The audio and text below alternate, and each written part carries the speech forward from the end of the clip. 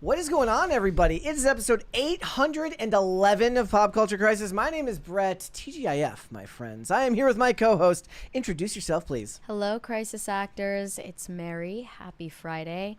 Still not totally back to my normal, recognizable self. You'll get there It'll tomorrow. be fine. You'll get there over the weekend. Yeah. I just know, like, the next 2 hours is going to be how I use my voice today, and then I'm done. Yes, that's. Well, we'll get through it. We'll Yeah. get through it. And by the way, maybe if you're Mary's age, TGIF stands for Thank Goodness It's Friday.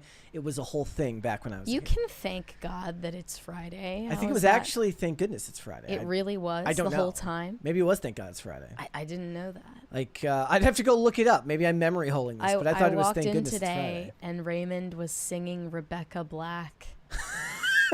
I'm not kidding. He wanted me to join in. I was like, you should tell him. Partying.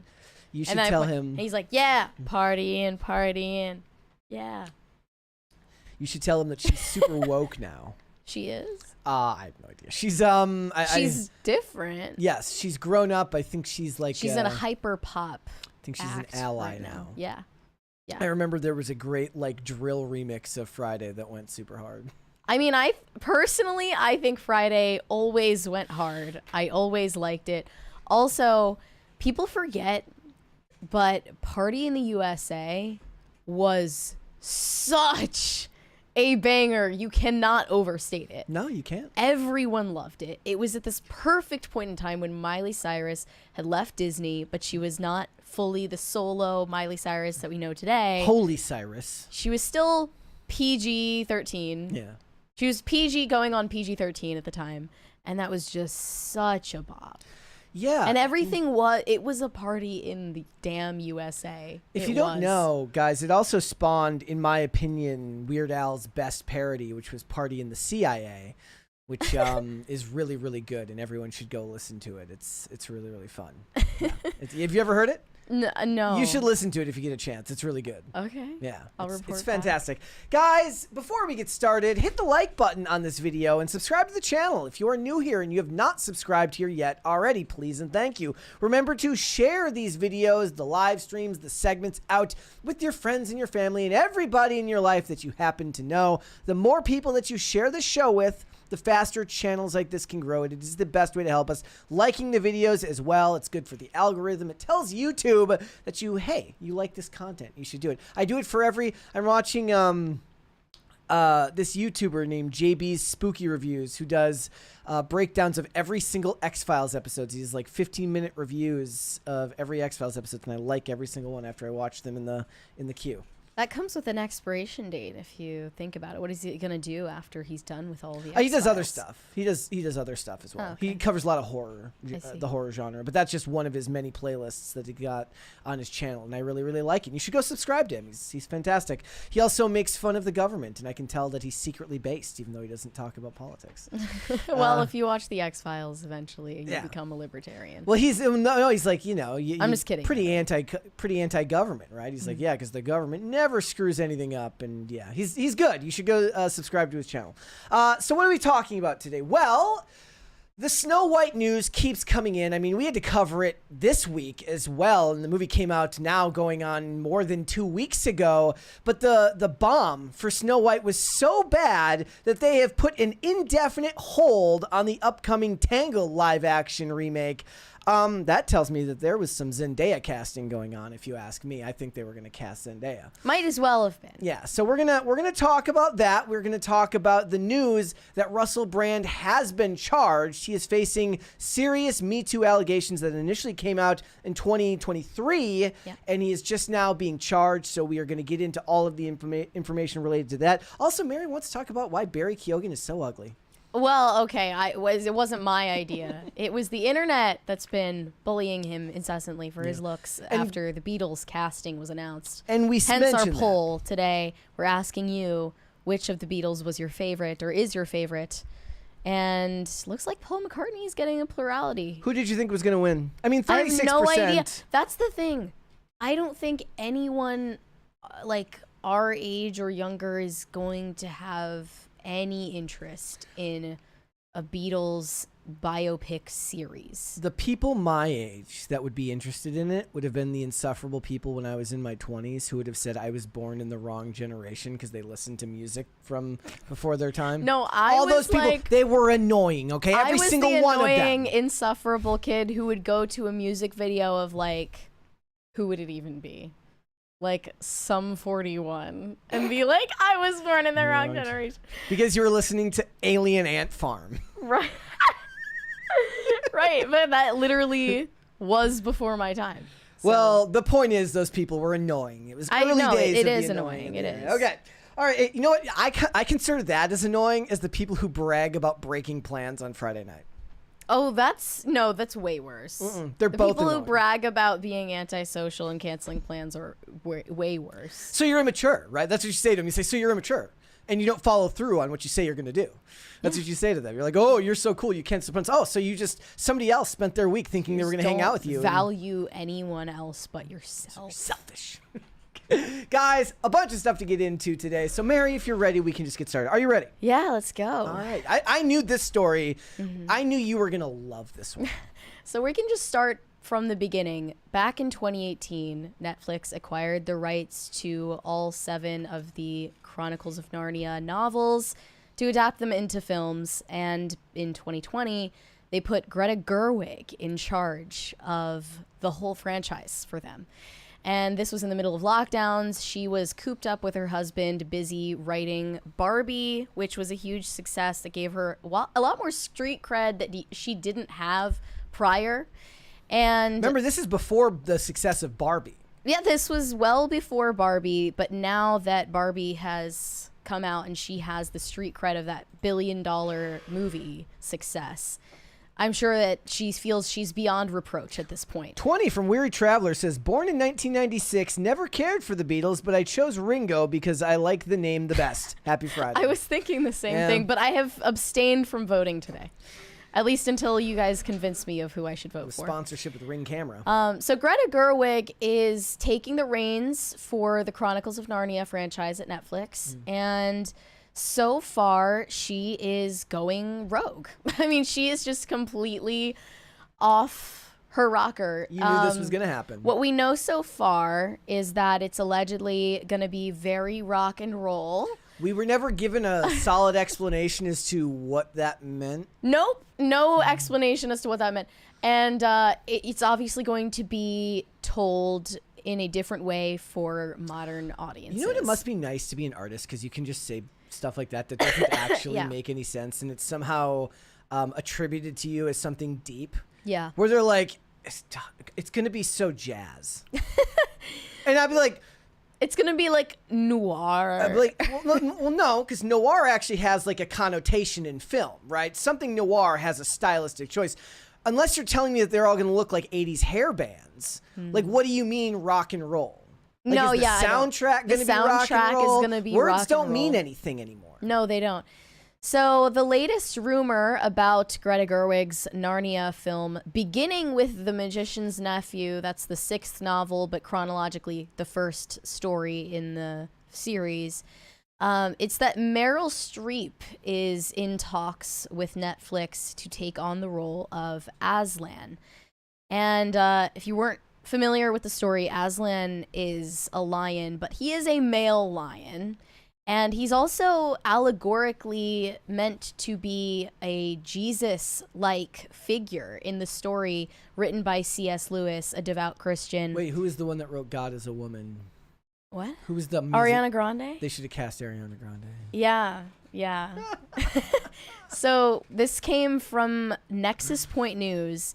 An offer has been made to Meryl Streep to portray a central character as Aslan, the Great Lion, which will be female in the series. This is a new development. I say we let him, but Daniel Day-Lewis gets to play Mary in some type of biopic about... Yes? How about neither? Daniel Day-Lewis gets to play the Virgin Mary. How if Meryl Streep gets to play... We don't do any of that. Okay. So Aslan serves as Narnia's guardian and a mentor to the children in the novels. Although typically portrayed as male... This is going to be the female version, and it's not confirmed either way yet, but I don't put it past them. I want to explain, though, how this is a Jesus allegory based on what C.S. Lewis said about Aslan. He said, if Aslan represented the immaterial deity, he would be an allegorical figure. In reality, however, he is an invention giving an imaginary answer to the question, what might Christ become like if there were really a world like Narnia and he chose to be incarnate and die and rise again in that world, as he has actually done in ours. So Aslan is like Jesus in that he also has this sacrificial death and resurrection in the story. And he's described as the king of beasts, the son of the emperor over the sea, the king above all high kings in Narnia. These are very obvious on-the-nose references. And C.S. Lewis was even criticized for how on-the-nose his allegories are. Fear Me It's Brie in the chat says, Aslan literally tells the kids he's Christ and he's brought them to Narnia so that they could come to know him in their world. Lewis literally used him to teach children the gospel. Right, exactly. And it's almost to the point where some people think C.S. Lewis wasn't a great novelist because it was too his obvious. allegories are extremely obvious. And even, like, I think Tolkien criticized the Narnia series for that reason. But just so that we know, there's no plausible deniability about what character we're gender swapping. Mm-hmm. They are gender swapping Jesus. And I mean, I don't think any of us are fans of gender swaps, race swaps, whatever swaps in general, but especially when it's blasphemous in nature like this. Anna de Armas just won, like, Action Star of the Year. I don't even know what role. For Ballerina? I'm guessing not, because Ballerina isn't out yet. I don't even know what it was for. But the point was, she gave, like, a speech where she says, like, James Bond should be James Bond. We should create new female action stars. I'm actually getting to the point now where unless you are really good, like unless you're Chad Stahelski and you're making above average action movies, you shouldn't even do that, because most of the time it stretches the bounds of credibility so far that, coupled with bad action scenes, it just doesn't work and actually does the actress a disservice. Mm-hmm. So this is all around for most things. The hubris is immeasurable. And when I think of Greta Gerwig and the Barbie movie and Lady Bird, these other things that she's done, it's of a time that has officially been put to rest. Like, now that the vibe shift has taken place in the culture, Greta Gerwig just doesn't have the cultural cachet that she once had, or that she would have had Kamala won the election. Yeah. So this is a perfect explanation for why she is also trying to get Charlie XCX as one of the main characters. Allegedly, Charlie XCX is being eyed for the role of Jadis, previously Jadis, then later on the White Witch, the main antagonist of the story. Who the hell is Dua Lipa gonna play? I was just thinking, like, couldn't Dua Lipa Oh, really? I was kidding. No, I was thinking of her for a different movie. It'll occur to me later on, I'm sure. Like in an hour it'll occur to me. But yeah, we don't know for sure. It was just a rumor in Deadline, and they're also talking about bringing in Daniel Craig, but I don't know for what role. And I tweeted yesterday. That's all we know so far. I tweeted yesterday, said, wouldn't it be funny if Amazon just gave up and just cast Daniel Craig as James Bond again? Yeah, that would be funny. But he wouldn't do it. He wouldn't do it, though. No, he really liked Barbara Broccoli and The Family. I don't think he would do it on principle. But it still would be funny if they're like, fuck it, just give him $100 million. He's like, He's just miserable. Principles, schminciples. He's been miserable the whole time. Every time he says, I'm done, and then they're like, here's a large amount of money. He's like, I can do one more. As Vera Dark said after this Meryl Streep rumor came out, why not just bring Liam Neeson back? He was the voice actor of Aslan in the first live-action adaptation. You know why, Mary? Because that's not rock and roll. But you know what? Schindler's List is not rock and roll. The live-action adaptations that they put out in the 2000s, that's like not that long ago. Why are you remaking the live-action less than 20 years or 20 years after the fact? Yeah. That's just, I mean, because they were movies before, right? Yeah. That's why. Because the idea that they're going into a different medium is what makes it. there are going to be shows though, right? Or No. it's not going to be shows. Greta Gerwig is in charge of... Wait, so they're going to be Netflix movies? That's even worse. Netflix movies. And I assume that means like 6 of them? Yeah. And they're doing all of them book by book. Okay. And it's just awful. I mean, I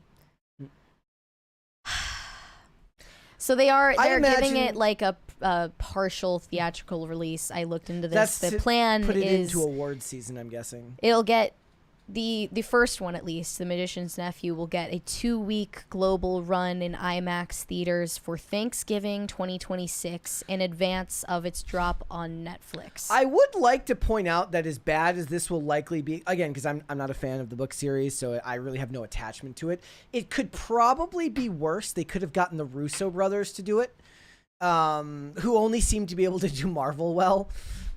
Given that Electric State, I actually had some people come to me and say that Electric State wasn't nearly as bad as people made it out to be. I have no idea, but no movie, like anything that costs $330 million can't survive on being just better than people made it out to be. Has to be really, really good. So it could have been worse.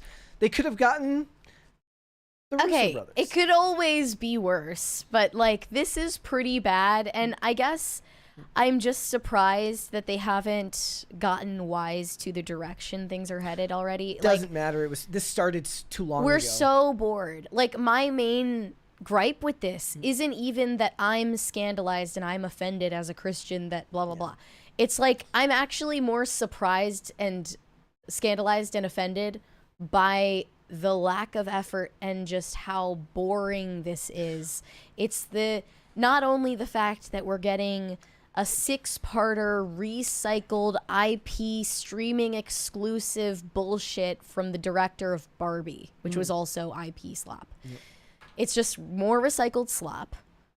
And we'll just add the blasphemy as a cherry on top of the recycled slop. Yeah.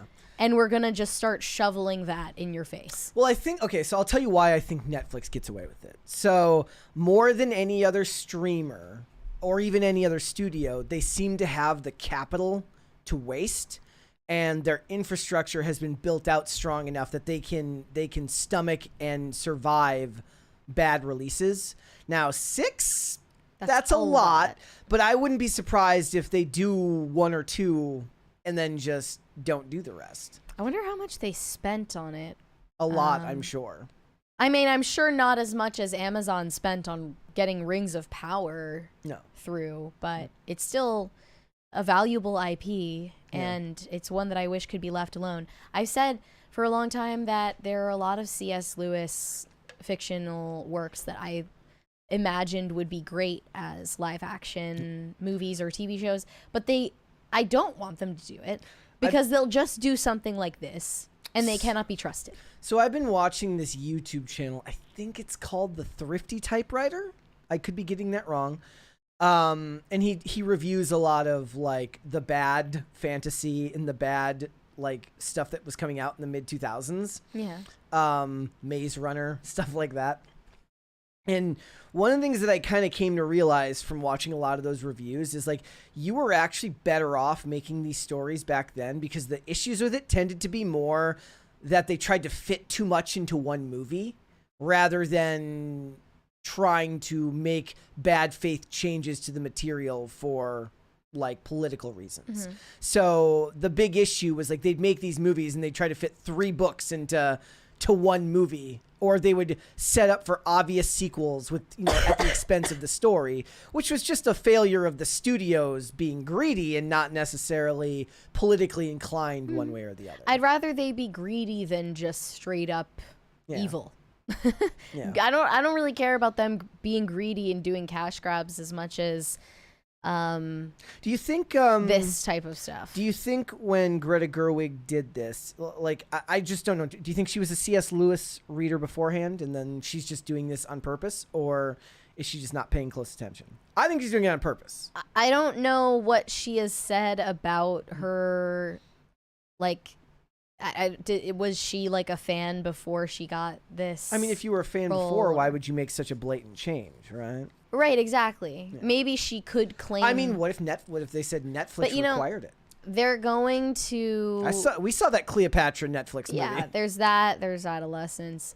Netflix is a repeat offender, but like what they're gonna do is take the character of the White Witch and like give her some stupid like backstory, and it's gonna be like an anti-hero sort of sympathetic villain thing, and she's actually a feminist. I think people are actually over the sympathetic villain. They've been over it. Everyone's say been what you want over about it. Snow White, but at least Gal Gadot was just playing an evil person, just not well.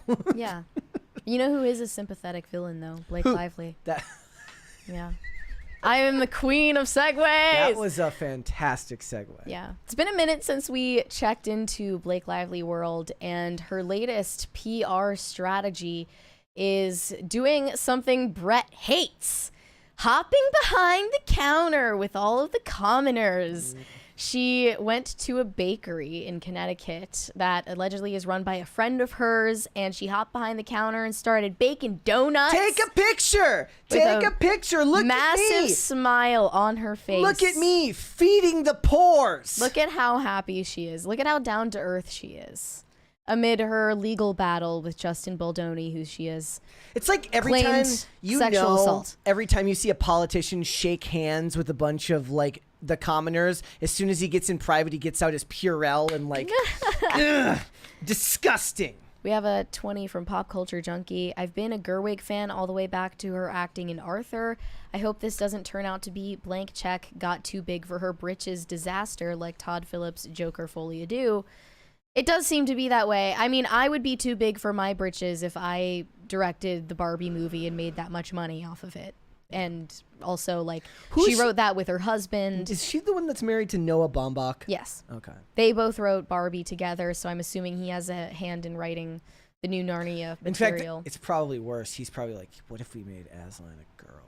They're like maybe a more toxic couple than Blake Lively and Ryan Reynolds. Could be. So I think what Blake realized is that she needed to kind of create some public distance between herself and Ryan Reynolds, because he began becoming one of the targets of the online ire. And even recently you mentioned what? This comment says, this feels like the donut outing that the VP took when he didn't know how to order a donut. Oh my gosh, yes. Yes! No. Like, look. That's literally it. There's no, but it's hilarious how good JD Vance is at like doing the actual political stuff, but he doesn't human very well. Can you effing imagine if it's Blake Lively's, she's doing a Bill Murray, she's making the donuts, and then JD Vance walks in with Secret Service. And I don't know. Like, what's good? Blake is like, Whatever. so what do you want? I don't know. Whatever works. And he's like, whatever makes sense. Yeah, I don't know. But yeah, she posted on her Instagram saying, baking with genius food friends and their kitchen mixer the size of a car. This is what my happy place looks like. Wait, didn't they like the health department get called because her hair was down? Did you see that? Her hair is down. Yeah, That's true. The health department got called. I saw it yesterday. Yeah, well, I bet Her friend, like she just her leaves. fans She want leaves her destruction and just in her wake everywhere she goes. Her fans want Blake Lively hair donuts, though. Like they do. I'm gonna look and see if I can find this. I swear I saw this yesterday. But she's known for having this incredibly messy head of hair, which I'm sure was getting in all of the baked goods. Disgusting. But you know, it's at least somewhat easy to believe that she liked doing it and she wasn't faking being happy. No, she was faking being happy. She's like known for baking. She does that. Yeah, for It's something herself. she does. She's faking it. She's a celebrity. It was She's like fake. Meghan Markle levels of, you know, it's faux authenticity. It is there. She looks like the Yelp gets involved. Oh, they got Yelp bombed. Yep. See her friend owns the bakery. Destruction and misery in her wake everywhere she goes. Her friend was nice enough to orchestrate this To PR rehab her image. move for her to rehab her public image, and now her friend's business just gets review bombed to hell. So it says, here's the deal. Earlier this week, Lively helped out a friend who owns a small donut shop in Wilton, Connecticut, working a mixer, putting out the sweet treats for the customers, and just generally down to earth. Yeah, I bet. Of course, some people online have a bone to pick with Lively, and they're pissed that she didn't put her hair up in a net or tie it back while working and serving this up. She should have. Olivia would be having a cow right now because she's not taking care of her hair. A spokesperson for the Wilton Health Department tells TMZ they have received complaints about Blake Lively without a hairnet on, and it's under investigation. Honestly, getting to talk to TMZ is probably the greatest thing that's ever happened to somebody who works for the Wilton Health Department. I know, like, who is this person? Like, that's what the great thing about TMZ is. People want to dish to Her them. name is Joanne. Yes. I don't know. Yep. So, aside from the bakery rehab for her image moment, Blake has also been outed having confessed to groping a co-star on a movie called A Simple Favor. I don't know how that's possible. Came out in 2018, and I guess people just uncovered this audio commentary she and the director Paul Feig did for the movie, where they're talking and joking about the fact that she improv'd a moment of grabbing her co-star Henry Golding's nuts.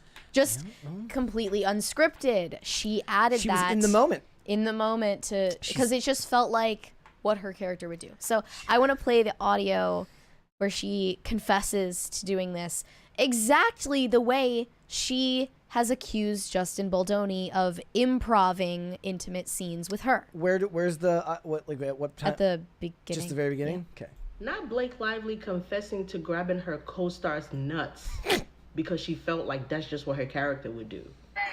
Wait, so am I blaming my husband for Right, am I saying he killed her? This is one of my favorite additions that you came up with. I think it's nuts.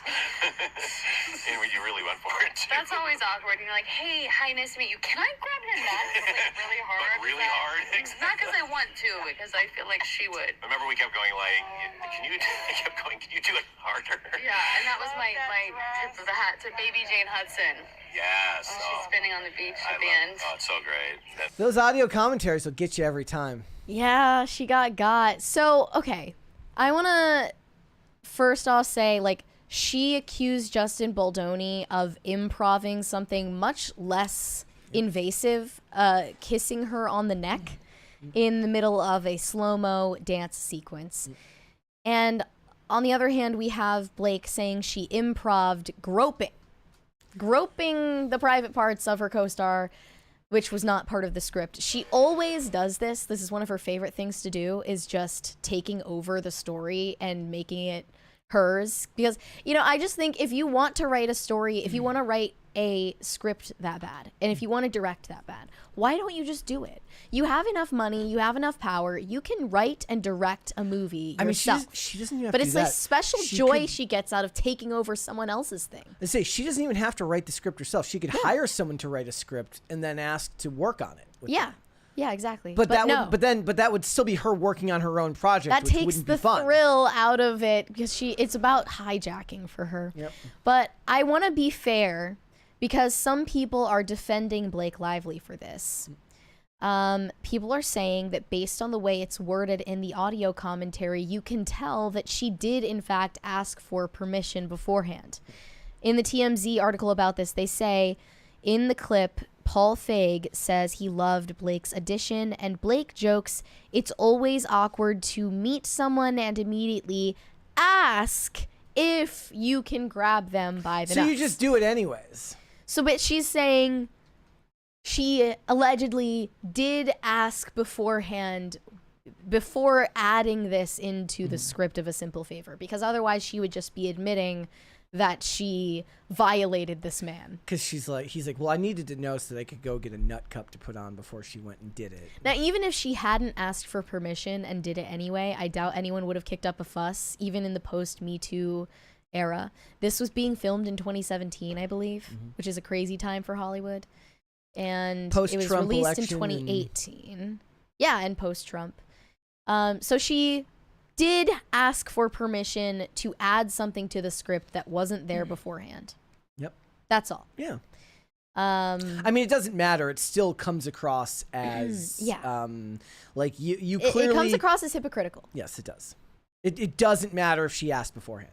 Yeah. Because Well, she's acting like she is this innocent little, like, Mennonite woman who is scandalized by Justin Baldoni, like, smelling her on the neck. Yeah. When they're, like, doing actual, like, intimacy scenes It Ends With Us. And she's weird. acting like she's never done a sex scene before. It's just weird because it's not like anybody is surprised by any form of like sexual behavior in Hollywood. So when you pretend like it's somehow shocking and new, people find it as just a tad inauthentic, given the state of the industry. Well, here's another thing. Blake and Ryan Reynolds are both known, and we've talked about this, for having extremely raunchy senses of humor, and they make it part of their brand to make a lot of sex jokes and lots of sexual innuendo, gag humor, like the time when she admitted she made a cake for her son in the shape of her boobs. Yeah. And Ryan joking on a late night show about showing his dad his dick pics. Yeah. Things like that. They are known for this. And Ryan Reynolds in Deadpool and Wolverine added a scene for his 7-year-old daughter. I just found out that Bruce Willis's daughters all still take baths together, so I guess Hollywood is just a weird place. This is worse. Ryan Reynolds' daughter, Inez, was cast as Kid Pool in Deadpool and Wolverine. And there is a line she's supposed to deliver in that role where she refers to Wolverine's dick and balls in your mouth. Yeah. And they admitted that this was his child in the scene, despite the fact she was in a mask. It could have been anyone. Yeah. You could have had a voice actor. You could have done AI. Literally have AI you can do voice. any of those things. No line. But the reality is, and he admitted this, his daughter felt uncomfortable with delivering the line. Of course, because even when you're 7 and you may not know like what you're saying, you know that it's inappropriate. Yeah. You know, you have enough common sense at that age to know that people are laughing because you're saying something inappropriate for a child to say. Yeah. So she was uncomfortable. And then in order to manipulate his daughter into saying the line by force over and over and over again, they said 75 to 100 times. He threatens to just find a different actress. He's like, oh, well, I guess if you don't want to do it, we'll just find someone else, sweetie. And she's like, okay, I'll do it. Like, I'm sorry, Dad. That's so emotionally manipulative. Yeah. And this is the couple that's acting like they are offended. Or, Ryan Reynolds sending that insane text message to Justin Baldoni where he jokes about tattooing Justin Baldoni's name on his perineum.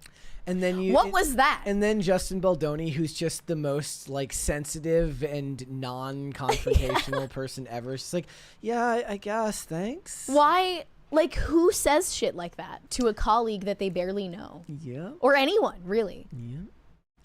I mean, maybe it's just he's always on brand. That's how Ryan Reynolds expresses affection for another man. He says, I would tattoo your name on my perineum. I did see somebody in the chat say he does talk about getting pegged in like all his movies. So he's a weird. They're both weirdos. I mean, not that Justin Baldoni isn't a weirdo. I have made it very clear that I find Justin Baldoni weird, annoying, and detestable in general. But that doesn't excuse the behavior and proclivities of Ryan and Blake. They are total weirdos. Everyone's a weirdo. Extremely weird. It's why people like watching. It's like watching monkeys at the zoo. Yeah. They're all weird. Okay. All right. Let us move on then. Yeah, this is... You're going to have to give backstory on this one because I think a lot of people might not know much about... I had never heard of this story before. Yeah, I recall that about a month ago, this viral story was all over my timeline. I didn't want to even look into it very far because it was so sordid in nature and so dark, if it were true. The fact is, though, at least according to Mary-Kate Cornett at the center of the story, it was all fabricated from the very beginning. There was this viral, apparently fake story going around everywhere that this Ole Miss freshman named Mary-Kate Cornett, a 19-year-old girl, had slept with her boyfriend's father in her boyfriend's childhood bedroom. And it snowballed and got worse and worse and worse. The more details came out. And you just thought, first of all, how evil must this girl be to betray her boyfriend like this and destroy his family, but also how evil his father must be. Like, this is disgusting. Yep. Everything about it was so abhorrent to me and so repulsive that I didn't even go into the details about it. But many people did, and they took it at face value when they shouldn't have. Because now, Mary-Kate Cornett, the villain at the center of this story, has spoken out, and she says there was literally never any truth to the story whatsoever. It wasn't even like a twist from an original story that was bad and people made it seem worse than it was. Somebody just didn't like her and made it up? It was literally made up. And get this, it was from an app I almost forgot existed. I had never even heard of it. It's called Yik Yak. It's like TikTok. Yeah, it's sort of like TikTok before TikTok, but it's analogous to Whisper. It's an anonymous forum, and Yik Yak is a regional one. So in your zip code, you're only going to see posts from other people in your local area anonymously. And they're spreading local gossip, talking shit about local businesses, local people, schools, parties. And this is the original Yik Yak post that was about her. This is completely anonymous. We still have no idea who posted it or why. All the alleged details and alleged pictures you need about this alleged story about a girl allegedly named Mary-Kate who allegedly slept with her boyfriend's dad, allegedly. That was the whole text post that eventually blew up and ended up all over TikTok, all over X, and people started looking into this girl, who she is in real life, and tacking on more and more sordid, disgusting, so it became like outrageous game of details. Telephone, and Yes. it just got worse and worse and worse. Yes. It started trending #1 at one point on X after going viral. And now she says in a new interview on NBC that this basically ruined her life, got her doxxed, got her family doxxed, and she is somehow going to seek legal recourse. I have no idea how. Against who? Because you'll never know who posted it. The app won't be held responsible. I mean, I guess Yik Yak could theoretically find the IP address of the person who posted it, right? I guess. Maybe. I mean, it sounds like it would actually, like, they didn't commit an actual crime. But I think what she's considering doing is suing newscasters who talked about it as if it were true. I mean, and for not spread saying, it further. I mean, as long as they said allegedly. Pat McAfee spread it around, and also I believe it was spread on Barstool Sports by Dave Portnoy. Okay. But let's watch a segment of this interview she did. So where are we starting this? this? Starting at 35 seconds, I believe. Okay. Its name and photo to it. Do you know why the rumor started? No clue. No clue. I'm not going to full screen it just because I don't know if That's we're going to. All right. I had zero knowledge of this. This disgusting rumor was a top trending topic on Twitter. Within 2.5 hours. Later that night, around 7 p.m., I was #1 trending in the United States.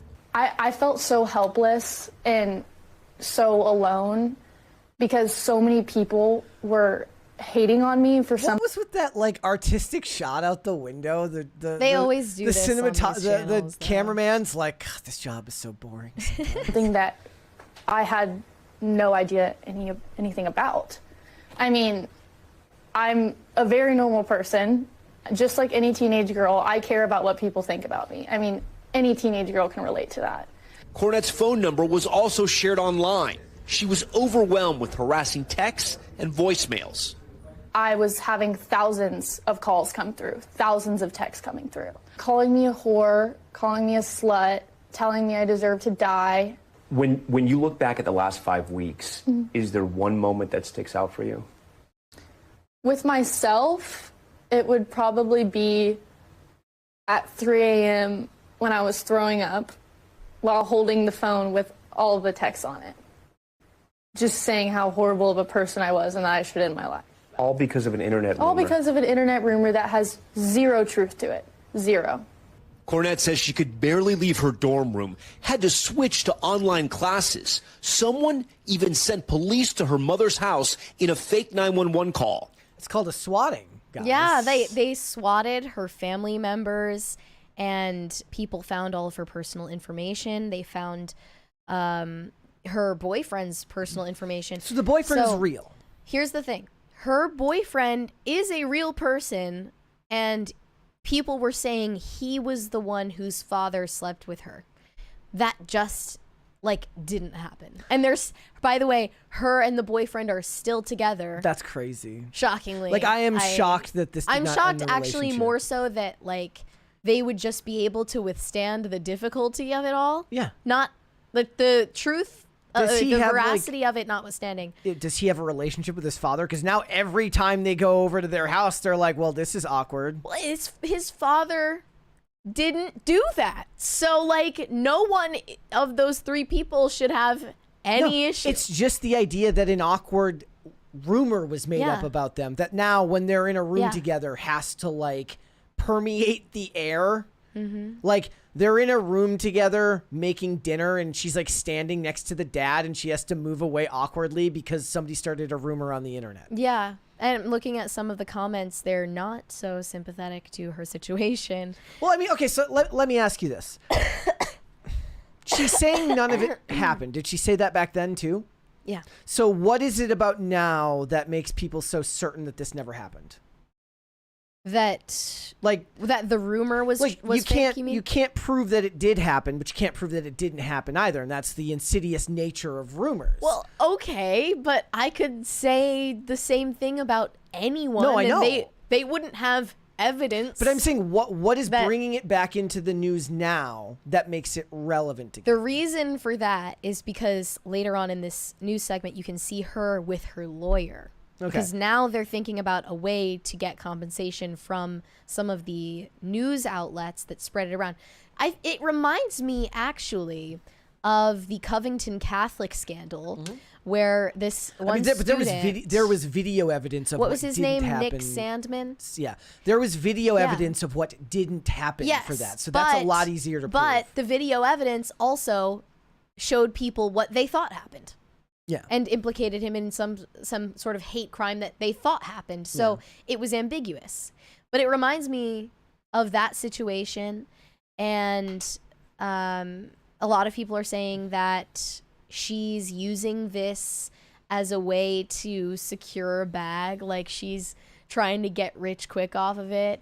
You could say the same thing about Nick Sandman. He got super rich off of his legal defense. It's just that there's quantifiable ways to prove Nick Sandman's innocence, and there isn't a quantifiable way to prove that something didn't happen. Like, in that one, there's something that they said did happen, and he has proof that it didn't. In this case, they're saying there was something that she did do, but there isn't proof that that didn't happen. The problem, I guess, going forward is that forever, when you Google her name for the rest of her life, all that's going to come up is this.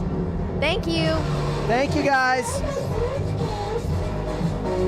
Even when sick, dancing to the crisis party. I always will dance until my last breath. To the last cough. Here were some of the comments. Nobody even knew who she was until she decided to go after the Pat McAfee show to score a quick bag. That is just not true. I remember this being everywhere, and I chose for us to just not even touch it because I thought it was so disgusting and horrible and depressing. But it was like water cooler level talk. Like, it was water cooler talk at the time. That was only a month ago. It just feels like time flies on the internet. But yeah, she's still with the boyfriend. Another one said, she's lying. Oh, well, but now that you say that, that changes everything. Okay, so one person says, Mercurius says, it seems like she's trying to keep the story going for a payday, as I doubt most people even remember it by now. Here's the problem, though. Most people may not, but like Mary said a couple of minutes ago, it will follow her for anything she needs to do in her life, which would require any type of internet search. Unless she somehow just changes her name over this, which is horrifying. Another one said, this sounds disingenuous. She never said something I didn't do. She said something I didn't know about. The phrasing strikes me as odd. There's something else. I can't put my finger on it. Okay, she did very clearly deny the truth of the entire rumor in the very part of the clip we played. She said there was zero truth to it. Yeah. Zero truth to it. I don't know how she could more emphatically deny the rumor, but people will still say, no, she's snaking. Like, okay, if she did it, if the rumor were true and she wanted people to think it's false, she would actually still deny it, though. Yeah. Like, they're trying to say that she's using weasel words to not deny it. If she wanted to deny it, she'd still deny it. Like, it just doesn't make sense to me. Another one said she likes the attention. 90% of the world would have never known about this without her going on TV to talk about it. That's not true, though. That is also not true. Yeah. Another one thinks she has no case against Pat McAfee. If he was just talking about a story he read elsewhere, then she should go after the elsewhere. She's drawing more attention to something most people forgot about or never knew about to begin with. Again, that's easy to say when it's not about you. But if it's she's not Amanda Knox, but like if it's this about is a you, thing. if it's about you, and then everything that people associate with you from then on out is about that, it's very, very different. You're looking at it from the perspective of somebody who saw the story in passing and kept going. That's not the truth of the matter for the people involved in it. Like, that's why cancel culture existed. Yep. It didn't exist because this person's story is going to be relevant for more than a day or two. It just means we can smear this person effectively enough that all the Google search results about them for the rest of time will be implicating them in some kind of scandal or crime they didn't commit. Unless you get in on Trump's level and you just shift the news cycle by saying something insane. The weave. They're like, oh no, Signalgate. And he's like, I want to buy Greenland and we're going to annex Canada. If only Mary-Kate Cornett could pull something like that. But I mean, she could do that. She could turn herself into like an internet person. I think this proves more than anything that like social media is just, it's a failed experiment. It never, if it ever had the potential to do anything good for humanity. Social media? It's exhausted now. Social media did nothing good for society. And truly, anger is the currency of all social media platforms. I will say that I actually believe that to be true. So I put out a tweet.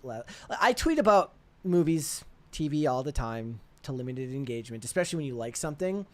But I put out a tweet last night about how I used the word hate. I said, oh my. I said, I absolutely hate the modern day drone shots that Hollywood uses to establish scenery, and that helicopter shots had more movement and more energy.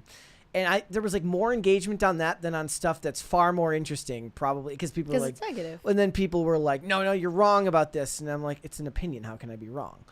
But there's something wired in people's brains to want to engage with stuff that people don't like. I don't have that. Like, well, it's sort of like also the pull of the morbidity of it, you know, like the disgusting nature of it, the salacious nature of it that draws people in. That's why true crime is so popular. Yeah. Like mine was about something so not important and people still engage with it. Doesn't matter what it is. Yeah. It makes you question whether you should say anything ever again. Yeah. I mean, that's literally like an infographic. It's like the only way for nobody to hate you is to do nothing, say nothing, be nothing. Mm-hmm. And I don't really want to do that either. I mean, I kind of do. Most of the time. You don't have a choice. Like unfortunately my job guy on a me, podcast. I don't think I want to say anything. I don't really want to have an opinion on like anything. People call me a fence sitter. I'm like, thank you. That's me. I am your friendly neighborhood fence sitter. It happens. Yeah. So assuming she's not lying, poor girl. Yeah. Unless she's evil and she actually did it. In that case, that sucks too. If she actually did it, jail. Yeah. Okay. Not jail. I don't know what would happen to her, but. All right. What do we want to do? Cringe or cute of the day? Up to you. Okay. Maybe we could start with cute today. No, because I've seen this YouTube or this Instagram account, so we'll do cringe first. Oh, okay. Yeah, I know this one. All right. We've had this one on. I think I used one of this person's videos. Is it satire? I don't think so. I don't think it's satire. I think they it's wouldn't. genuine. They wouldn't limit the comments if it was satire. Yeah. Here we go. No, you aren't supporting, investing, or organizing your community to uplift the most marginalized if you're still not masking. Our liberation has always been connected. The continued rise of fascism is directly connected to Palestine, Sudan, Congo, losing I think I actually did this exact one on the day when you were gone. Oh, really? I think so. I watched one from this account the other day about going on a trip and all of the stuff they have to bring with to go on a trip. Reproductive rights, anti-trans violence, xenophobia, and yes, COVID. Being okay with disabled and immunocompromised folks dying for your convenience is not very progressive of you, especially when we know repeat infections can cause lifelong damage for all of us. If you are unable to handle the inconvenience of wearing a mask to protect your community, how much are you really willing to personally invest in the liberation of marginalized people? That being said, it's never too late to start masking again and taking more precautions, but it is too late for the millions of folks who died because of our government's complete mishandling of a global pandemic that continues to still take lives every day. It's crazy how we both agree that the government mishandled it, just in completely different ways. Yeah. Bye, friends. No. I wonder if it's the, what the one was that I saw. This is insane. How does this account exist? Where was the one that I saw?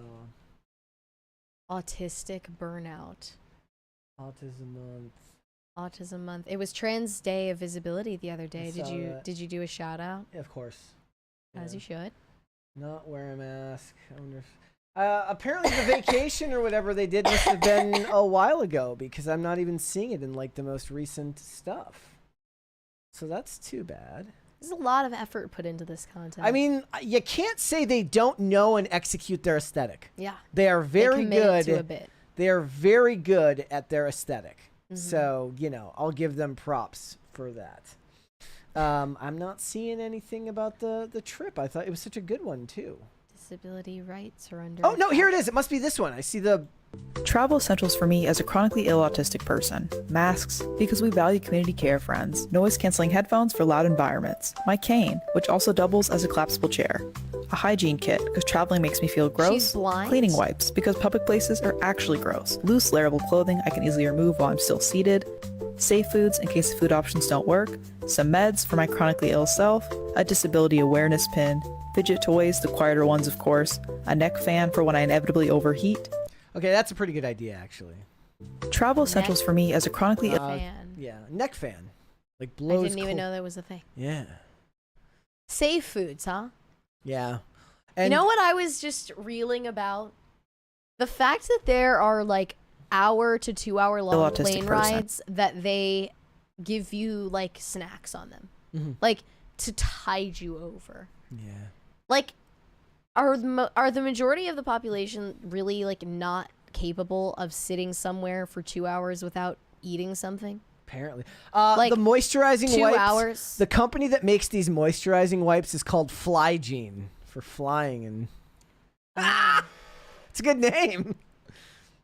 I want to foods in case the food options don't work, some meds for my chronically ill self, a disability awareness pin, fidget toys, the quieter ones of course, a neck fan for when I inevitably overheat, safe bathroom products because I hate different products or smells, special interest items like my Pokemon lip balm and keychain, comfy no-tie shoes I can easily remove. Okay, I'm with you on that one. And lastly, having my partner do all the planning, creating a flexible itinerary with lots of breaks already built in. Bye, friends.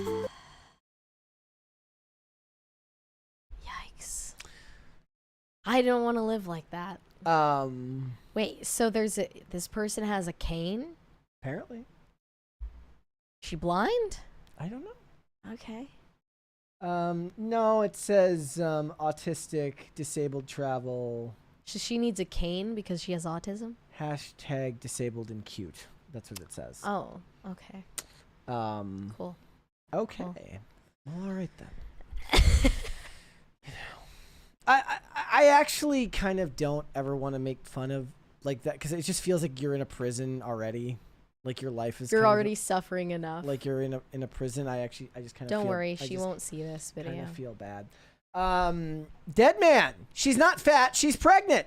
We're not talking about the previous person. We're talking about a cat. Congrats, girl. I wonder how many months. Looks like how long are cats pregnant? Okay, this looks like she was just told she's pregnant. Like what? She's like, hey, what?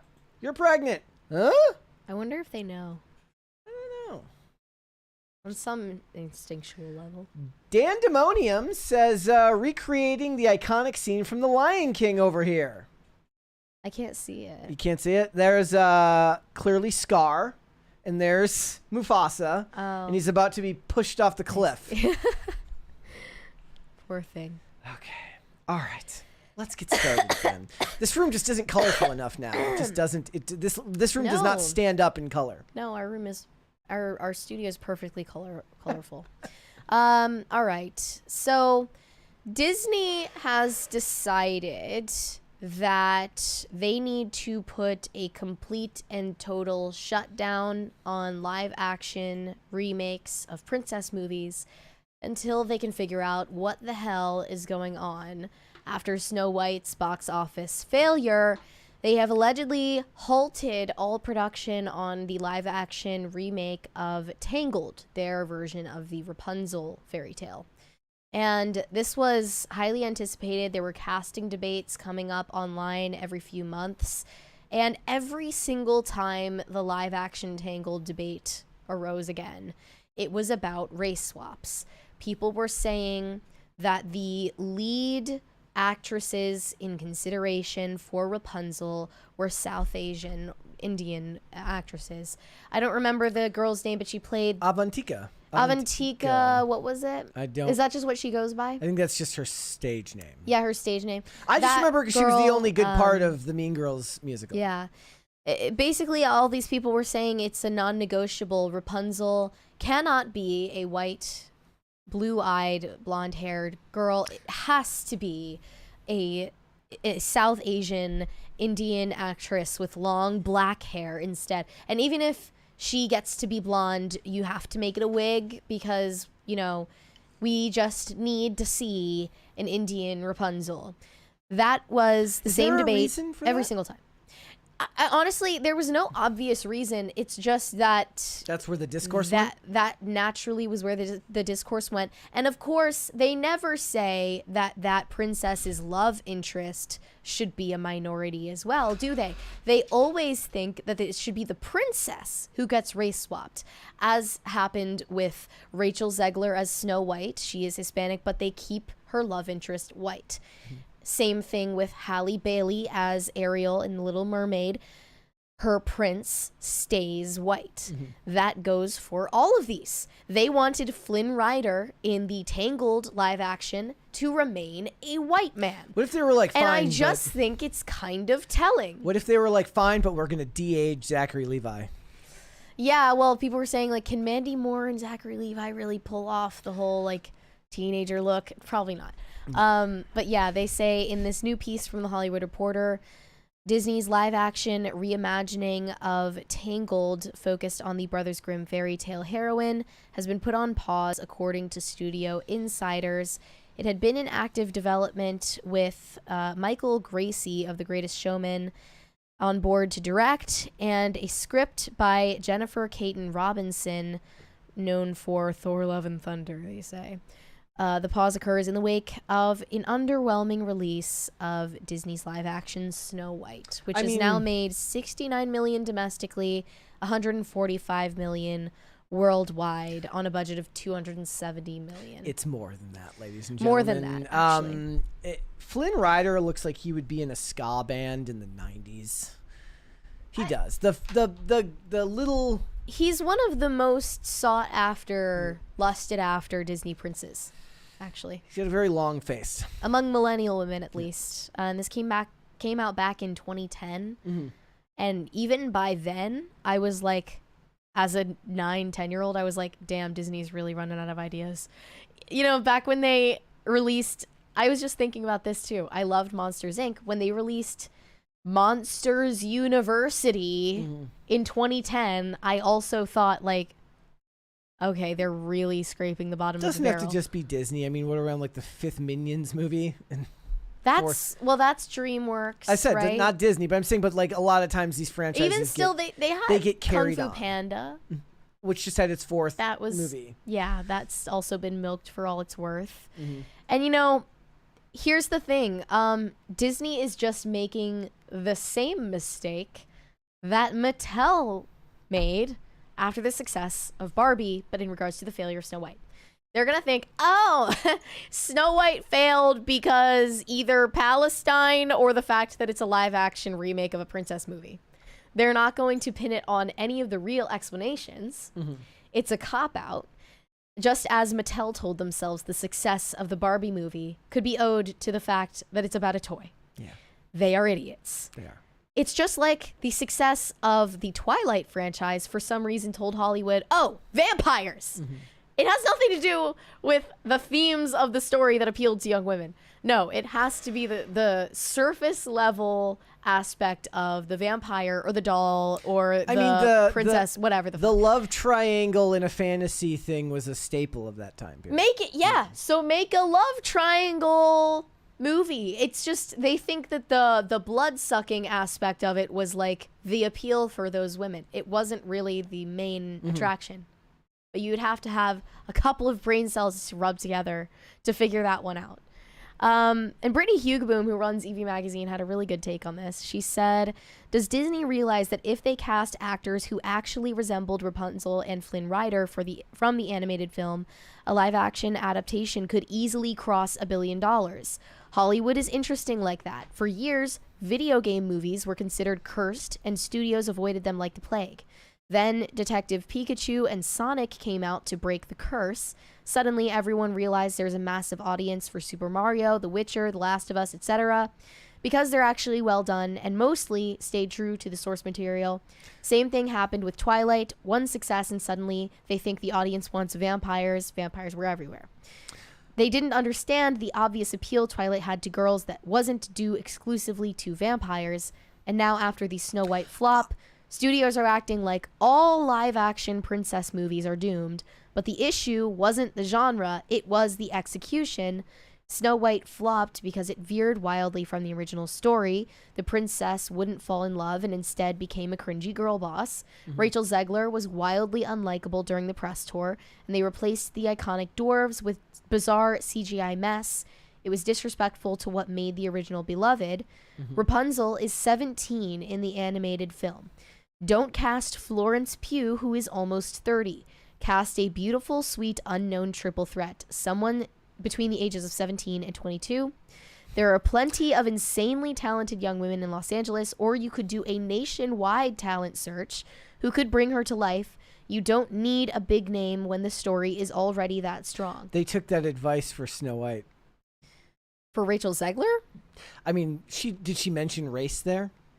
Did Brittany mention race there? Yes. Okay. She's saying if they cast actors who actually Look the part, resemble... yeah. But the point is, Disney tried to do that. They just couldn't help themselves from race swapping. At that time, Rachel Zegler wasn't known. Well, she did get the stamp of approval from Disney beforehand because West Side Story was also a Disney. But she wasn't well known, is all I'm saying. It's she like wasn't.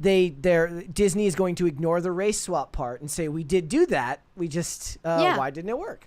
But that's not, like, the only important part. It's like they just can't help themselves. They can't. It's funny. Someone commented here and pointed out, I guess I wouldn't have even known this, but Selena Gomez, Demi Lovato, and Miley Cyrus, all out of Texas, were found by Disney through nationwide casting calls. They were absolutely unknown beforehand. Of course, they were much younger. They were like mostly 9, 10, 11, 12, 13 years old. Wait, Miley Cyrus was? Miley was... Even with a famous father? Miley was, I think, 11 when she got cast. I guarantee you they had connections 12? To the industry before they that for sure happened. did, yes. But, like, they were relatively unknown actresses. And, you know, it's just, like, so simple. And if they listened to a normal person consult them on how to do this, it would be off to the races. That pun not intended. Yes. But they cannot help themselves. Like, they're so self-indulgent and just craven and evil and proud. Well, it doesn't make any sense either because they have other characters that they could use. I brought up, I've never seen it. I just know that Elena of Avalor is a thing, is a animated princess for Disney that they could make live action if they wanted to, and they don't. Well, she just doesn't have enough clout compared to Rapunzel. So. I can't help but laugh because it's one of the only industries where they consistently make it harder for themselves than it needs to be. It's like when we were talking about the changes that they made to Snow White, like other than ideological reasons, why make so many changes at all? Why not follow it more closely? But I have no idea. I mean, even Tangled, it's called Tangled because it's a reimagined version of Rapunzel. It's not the fairy tale that is from Brothers Grimm. But, you know, at least stay faithful to the one you created. That's the thing about Disney's live-action Snow White. They don't even want to take credit for the version of Snow White that they literally made up in the first place. That wasn't the original fairy tale. And make no mistake, these failures for Snow White will have large repercussions for them for a long time. Though, oddly enough, I don't think that anybody's going to suffer career-wise. I think Rachel Zegler will continue to work on mid-budget movies, and she'll go to Broadway. And then eventually what happens is she ends up being somebody worth bringing back because there will be buzz around her in the future. We have a 20 from Henry Oria. Hey guys, Mary, great to see you back. Speaking of Disney, do you guys think there will someday be a sequel or even a remake of the movie Who Framed Roger Rabbit? Enjoy the rest of your weekend, guys. Thank you. No, I don't think so. You were just bringing that up. I was making a joke. You were making a joke about a remake of Who Framed Roger Rabbit. I said somebody looks like they would have been cast in a remake of Who Framed Roger Rabbit. I don't remember who it was. Blake Lively. Maybe. No, I don't think so. And if they did, I don't think it would be a movie. I think they'd make it for streaming. It's if it wasn't made in 2020 during COVID for Disney Plus, then I don't know if it's getting made. Well, they just put out that Looney Tunes movie that nobody watched. And then, they sold the rights to Coyote versus Acme. They're also Ketchup Productions doing a Flintstones one and a third one I forget. Jetsons? There's a market for those like adjacent to A-list properties. They're A-list, but they're A-list adjacent, and there's a market for all of those. I believe. Was it Willem Dafoe or someone else? Or which actor said that he acts like he's Bugs Bunny without telling anyone? I don't know. Was it Willem Dafoe or was it? I don't know. That's amazing. See, the only reason I don't want Coyote versus Acme to come out is because the worst art nerd you know wants it to come out, and therefore I just don't want them to get what they want because they hate David Zaslav, and I love that David Zaslav makes them angry. It's the pettiest. It's my pettiest quality is watching people get angry at David Zaslav because of what he's done to try and like pare down the debt over at Warner Brothers.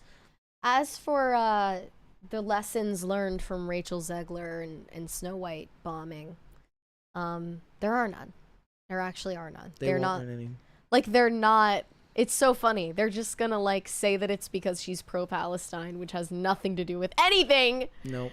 And they're also going to say, like, oh, I guess people just aren't interested in live-action princess movies anymore. And if you're looking, like Mary mentioned video game adaptations earlier, outside of the masterpiece that was the 1995 Mortal Kombat, remember, Twisted Metal Season 2 is coming up, and I'm excited. Minecraft movie just came out, and it's already doing really well. Yeah. Even though allegedly it sucks. It overperformed in preview screenings. I think it made $10.5 million just in Thursday night previews, making it like the second or third most successful Thursday night preview for a big, for a video game movie next to FNAF maybe? FNAF and like one other one.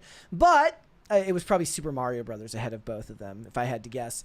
But, Twisted Metal is coming out. I just listened to the Samoa Joe interview talking about what it was like playing Sweet Tooth. So you guys should go watch that when it comes out. I really enjoyed that first season. And Anthony Mackie did great work in that. Just not when he's Captain America. Or any other time. No, okay. I liked him as the Falcon in Marvel. That's why it's so weird that I just mean who he is in real life. Objectively change his character. Yeah. So I have no doubt that they will put this back to the drawing board, and then people will get mad if they do end up casting like a blonde-haired, blue-eyed person. I think that they might have to. They might have no choice. They might have to really just cast a white person this time. It's just funny because they're literally, as Brittany Hugaboom said, there aren't any known actors for it. There are no 17 to 22-year-old blonde white women. There are. who are actually attractive. Just because we Where can't, are they? Just because we can't think of their names off the top of my head doesn't mean there's not a 21-year-old actress that could do this. There's absolutely like that means exactly what she said though, that they're unknown. That okay, no, because we don't know them. It's not our job to know everybody. Somebody We'd be does. more likely to know them than other people. That's for sure. How old is Lily Rose Depp? She's too old for the role. How old is she though? In her late 20s. Is she in her late 20s already? Yeah. Okay. I don't know who would be. I mean, they wouldn't cast her anyways because she's got like a X-rated, R-rated, cringe-rated style now. Yeah. So. Yeah. All right. She's more Corpse Bride vibes. That's very accurate actually. Shane H. Wilder said, "Happy finally Fish Friday, Brett and Mary. Mary, I hope you're feeling better with no more coughing fits. Brett, sup, homie." Yo, I want to address Griffin Street in the comments. Says Anthony was good in the Adjustment Bureau. I thought I was the only person in human history that saw the Adjustment Bureau in theaters. I remember nothing about it, just going to see it and being like, leaving the theaters like, huh, and then never thinking of it again. Literally just disappeared from my brain. Someone's saying Dove Cameron, Sabrina Too Carpenter. They're both in their late 20s. Oddly, though, Dove Cameron was one of the first names that came to mind because I just saw a clip of. So if you guys don't know, 7 years ago, every time Jennifer Hudson has a guest on, they have to go through ritual humiliation where they have to dance all the way out to the stage. And Awful. Dove Cameron had to do it the other day, and she just looked stoned out of her mind. I saw that too. She's like, I mean, I don't know how she even still has a career. Brian Bledsoe said, "We all know why Snow White bombed chat music." the songs. Chat music? You don't remember that when we played the song of all the comments about Snow White and they turned them into songs? Yeah. Whistle while you twerk. I came up with that. I'm really proud of that. Mr. Joker said Trump just announced an 86% tariff on the gongo. No! What are we gonna do? Oddly enough, they could have cast Millie Bobby Brown if she didn't look 40. You know what? They should get Morphe Clark. There you go. She's white and blonde. Amelia Clark. How about that? She's Amelia Clark? She's like 40 now. No. But you know, that would have been cool maybe back during the Game of Thrones days. Shane H. Wilder said, "Fake news. The gongo has no national export. The tariff is on countries that don't support the gongo. This is the very fine people hoax again." All over again, guys. Yeah, the gongo does not have an export because I mean, not yet. Because of the famine mainly. No natural resources. Nothing. Isaac S. said, "I bet Zendaya was supposed to be Rapunzel." That's what I was saying. Yeah, Ayo Edebiri was also in the running, I heard. And could it have been Chloe Willow Smith? Could it have been Chloe Grace Moretz 10 years ago? Or is she just not the right fit? She always seemed more like a moody face. Doesn't she? I mean, she was great in the Carrie remake, I thought. I liked that a lot.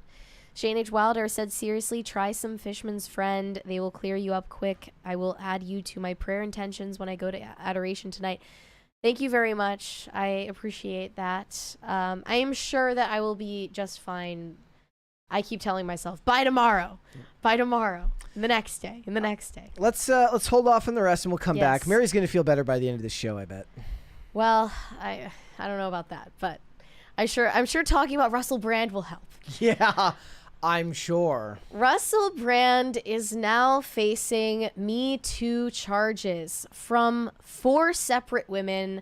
These incidents took place between 1999 and 2005, but I was confused when these headlines were coming out because I thought this already happened. Well, the truth is, back in 2023, September 2023, Channel 4's Dispatches and the Sunday Times colluded together and released a full investigation into these claims. We covered it at the time that got published, but we knew that authorities were not involved, and we were puzzled by that at the time. Like, why are you publishing all of these stories and nothing is being done?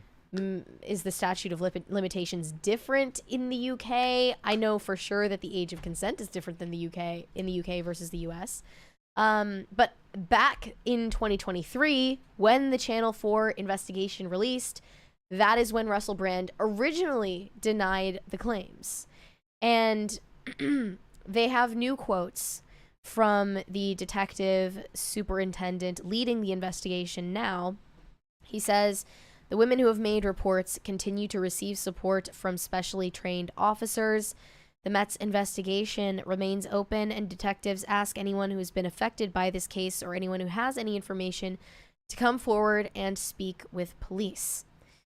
Brand, who has mostly been based in the US for the last few years, is now due to appear at London Westminster Magistrates Court on May 2nd. And after the news broke, he posted this video. I want to show him responding to the news. Here he is. Firstly, thank you for these incredible and overwhelming messages of support. We're very fortunate in a way to live in a time where there's so little trust in the British government. We're very fortunate, I suppose, that this is happening at a time where we know that the law has become a kind of weapon to be used against people, institutions, and sometimes entire nations that will not accept and tolerate levels of corruption that are unprecedented. I'm speaking particularly to those of you that are watching this in the UK. How do you feel about your legal system right now? How do you feel about some of the high-profile cases that are not being pursued and prosecuted? How do you feel that the Southport murders were handled? How do you feel about the government of Keir Starmer? Now, that's just sort of general context. Me, I've always told you guys that when I was young and single, before I had my wife and family, we're just about a shot over there, my beautiful children, I was a fool, man. I was a fool before I lived in the light of the Lord. I was a drug addict, a sex addict, and an imbecile. But what I never was a rapist. I've never engaged in non-consensual activity. I pray that you can see that by looking in my eyes. I want to thank all of you for your continuing support. I want to let you know that our show will be on Rumble on Monday. Thanks for your support there. And of course, I'm now going to have the opportunity to defend these charges in court, and I'm incredibly grateful for that. In the meantime, you lot, stay free. And we will be continuing to discuss this matter. Praise the Lord. Well, he seems very at peace right now. He seems tranquil, serene, zen even. Not, he doesn't seem all Not that bothered. shaken at all. Yeah. Maybe he saw it coming. Well, that could be one of a couple of different reasons, right? One, that he doesn't believe that there's no truth to it, and he believes that he'll be able to adequately prove that in court. Or, you know, that's just the brave face that you put on when you know that you did something wrong, and you're just going to have, like, it doesn't pay to show up on camera and look scared out of your mind, even though that might actually ring true to a lot of people, because it was like, if you're being accused of something you didn't do, of course and you're not him, if you're not him, you don't have the infrastructure and the resources that he does to fight it, you're going to be terrified. But then again, I remember that it's not funny, but I find it funny now, that video of R. Kelly where he's like, I didn't do this stuff. This is not me. I'm fighting for my life. And I'm like, okay, but you did it though. So you can deny something all you want, and my guess is that most of Russell Brand's fan base is just going to take his denial at face value and not really care about the details, and that's fine. Like, I legit am not bothered. I just have a feeling that he probably... I think that he probably at least made some of these women feel violated. I mean, that's not something you send somebody to jail for. Feel violent? Like, what do you mean? Like, Here's feel the thing. uncomfortable? I think I said this back when we were covering it in 2023. Like, I just think that there is a gray area in almost all of these cases. Like, I think I'm starting to almost veer into a more liberal temperament these days, because I'm realizing, like, I'm taking note of the grooves and the twists and the turns of life more than I used to. And people can walk, like, two people can walk away from an encounter of this level of intimacy and have polar opposite ideas of what just happened. We learned that with the Aziz and neither one of them would be lying. We learned this during the Aziz Ansari story, and it's why I've kind of told you, like, the older I get, the more I do see shades of like a relativistic worldview, because you're ostensibly living in a different world than the person you're interacting with a lot of the time. And when you talk about these types of situations, you're going to have two people who leave a situation feeling very, very different about it. I don't know of this one. Yeah, who knows? I don't know. I have no idea. Couldn't know. He said, she said, no clue whatsoever. Do I know or care if he's guilty? I mean, if I cared about every celebrity accused of something horrible, you know, I can't do it. I can't bring myself to care most of the time, outside of the idea of just being kind of vaguely interested because it's part of my job. I seem to recall one thing. Wasn't he friends with Diddy? I think so. I don't know. I mean, but what does that mean? Like, what does that mean? Diddy had all sorts of friends. Is the idea here that that means that they're accomplices? Bro streams exclusively on Rumble. He was demonetized on YouTube after the allegations came out, which seemed weird to me at all anyways. But he now has a deal with Rumble, correct? I'm assuming so. And, you know, knowing the type of audience that he is found on Rumble and that he's built as, you know, like walking away from Hollywood and talking about politics and religion and things like that. This is an audience who would want to hear him tell his side of the story as to why he was spending time with Diddy and what they were doing. Did he ever even address it? I don't know. Like, it just feels sketchy. Not saying he did or did not do anything. It's just weird when people claim to know. Can you tell me more about what you, like, how you said your temperament has changed? Like, I don't mean that I'm becoming a relativist, as you said, at all. I know there's a truth to every matter, but what I mean is I know for a fact that Russell Brand and whoever, fill in the blank, Russell Brand and Jane Smith can walk away from a sexual encounter having completely different stories of what just happened. And I know for a fact that that can happen and neither of them are lying. It doesn't mean that both of them are telling the truth. It just means that in their heart of hearts, they know they are not lying. They are just telling their version of events that they know to be true. So that's a scary premise to live in the world like that. That makes the power of the Me Too movement scary, and the consequences it can reap on someone's life terrifying. But it also means you have to recognize the gray area and the nuance in the allegations that are being made and the women making them, because a lot of them, this is my gut instinct, like my intuition tells me a lot of them do not believe they're lying. Like, they believe exactly the story they're telling the public. Some of them definitely are lying, and they know they're lying. That's like a sociopathic thing to do. But most of them, they're not telling the truth, but they are not lying. Or you could say they are so stuck in a narrative of what they have told themselves to feel okay for so long that on a lie detector test, they will be telling the truth. But it doesn't mean that their version of the story is true. Does that make sense? Yeah, it makes sense. I think it's a scary precedent for the world we live in now. And it makes these things unenforceable and you can't litigate them. Yes. And where's the evidence? These are the types of things that I kind of, that I actually think about a lot, experientially, how different people experience. Like, when people say, like, oh, do you know what I mean? And somebody says, yes, I know what you mean.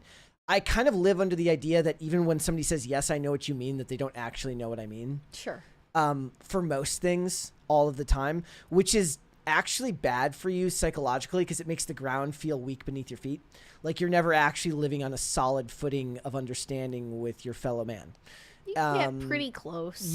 I mean, but the thing is, this, oddly enough, usually only comes up when you're discussing the most intense and emotionally charged of topics. Nobody cares if you say, I like pizza because it tastes like this, you know what I mean? And then somebody says, oh yeah, I know exactly what you mean. That's not what I'm talking about. Yeah. I'm saying that when you talk about the most important or serious issues in society, and you ask somebody if they know what you mean, they say yes, you're kind of just trained to be like, oh, thank goodness.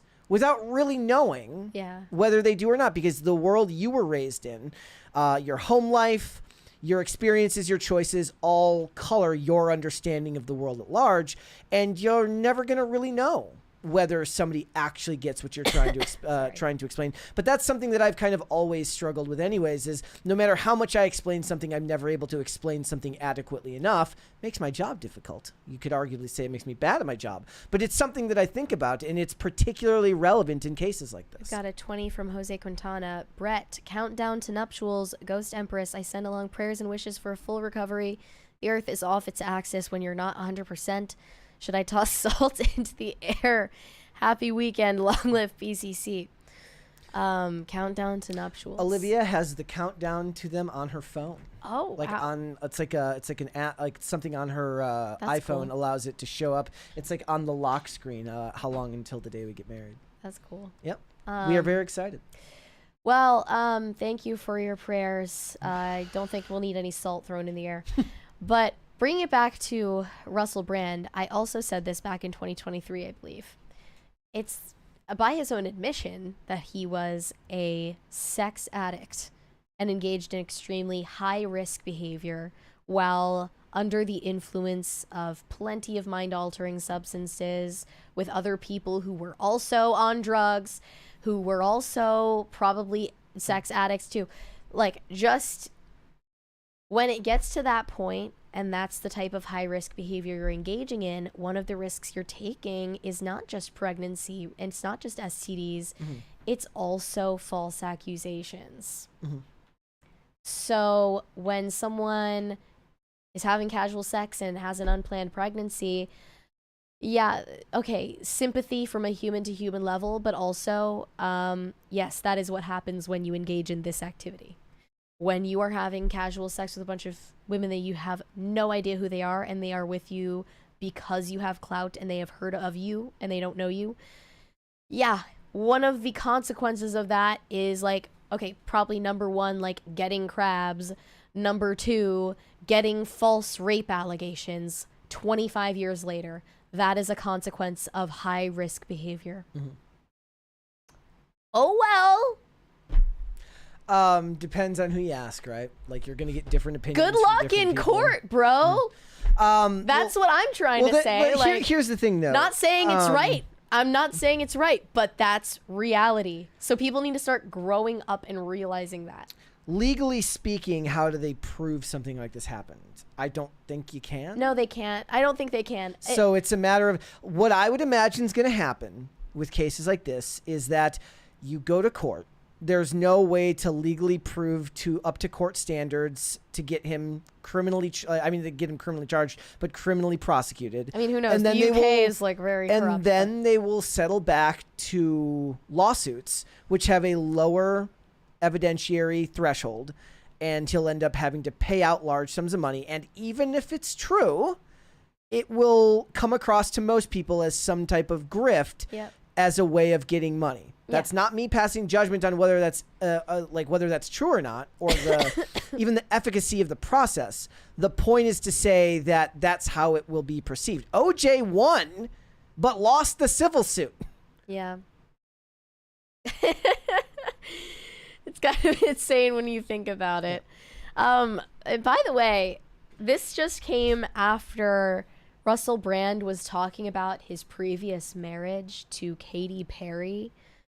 That was back in, when did they divorce? Like 20... Am I way off? No, way long ago. Like 2008? When did they divorce? Let me see. His divorce from Katy Perry was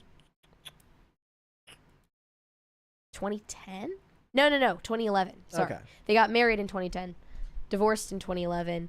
But yeah, he was recently asked to address like what happened between him and Katy Perry that caused their divorce. And I remember this one clip of Katy Perry where she's about to go up on stage. She's on this like platform that they raise up, and she's in this crazy costume with like lollipops on her tits.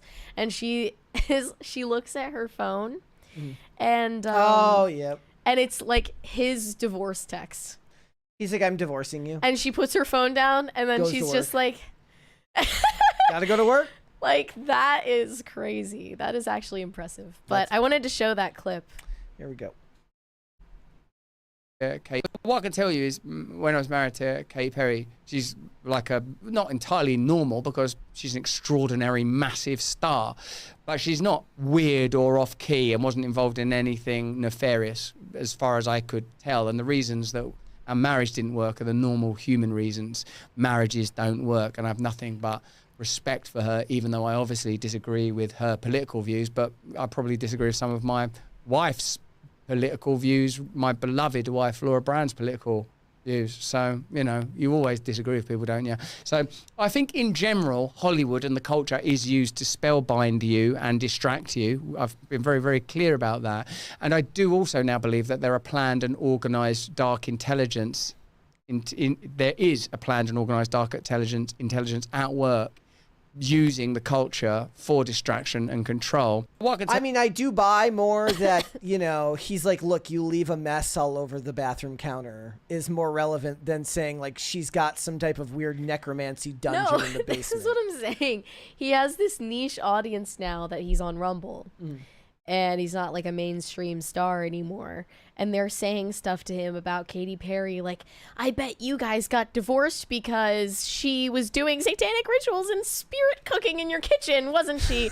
And he's just trying to tell them, like, we are just people at the end of the day. He's like, look, I left the toilet seat up a lot, and she got really mad, and I finally decided I'm picking the toilet seat over her.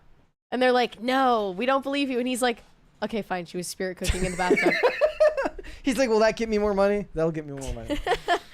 But yeah, I guess I don't have a conclusion on it. I mean, for most of this, we can continue to follow it, but I think the conclusion is pretty similar to what we always come across this stuff is I don't think he goes to jail. I think he ends up probably paying lawsuits later. Yeah. Whether guilty or not. So, all right, let's do some super chats. Greg Duvier said, why is none an option in your poll? Why isn't none an option? None? Because it only allows 4 options. 4 is the maximum, so we couldn't leave anybody out. But yeah, I agree. I don't have a favorite member of the Beatles either. I never liked their music. Pop Culture Junkie said, Brett, speaking of X-Files, how do you feel about the HD conversion only seems to break down in the VFX sequences? I haven't watched it. I'll admit that the most I've ever watched X-Files in my life was illegally when I torrented it back in the day. Far past the statute of limitations, I am sure. Yeah. I watch it on Hulu from time to time. You just hear, FBI, open up! We always joke about how, like, in the show NCIS LA, every episode Sam and Callan go, freeze, FBI, and then they just run. Like, every episode, they never walk up next to them and announce themselves. They're like, as far as I am from you, and they say, freeze, FBI, and then, of course, the person fucking runs. Like, what do you expect? Like, just once, just walk up to them, put your hand on their shoulder, and be like, we're with the FBI. But no, I watched season 1 on Hulu from time to time. Look, it was better in the early seasons anyways when they were doing practical effects, which stand up a hell of a lot better than the CGI. The Fluke Man is terrifying no matter whether you're watching it in HD, SD, doesn't matter. Would you let a kid watch it? No. None of it? Not in the early seasons, no. Or not when, like, what do you mean by kid? Teenager, What age is it? I would start letting them watch it when they're in their teens. Okay. Yeah. Like, so 13 minimum? At least. Okay. I was watching it before then, but... I mean, there's some pretty gross stuff in there, and I just don't want to have to, like, get up and comfort someone when they're having nightmares. That's my own fault for letting them watch it. That. Like, Sounds like too much work. I'm screwing myself out of sleep, and I've got nobody to blame but myself. Like, I'm not doing that. Shane H. Wilder said, Aslan is supposed to be Jesus. What are they going to do next? Change the ending of the last battle so that the kids end up in a pride parade. I'm literally at the point where I just won't be surprised if that happens.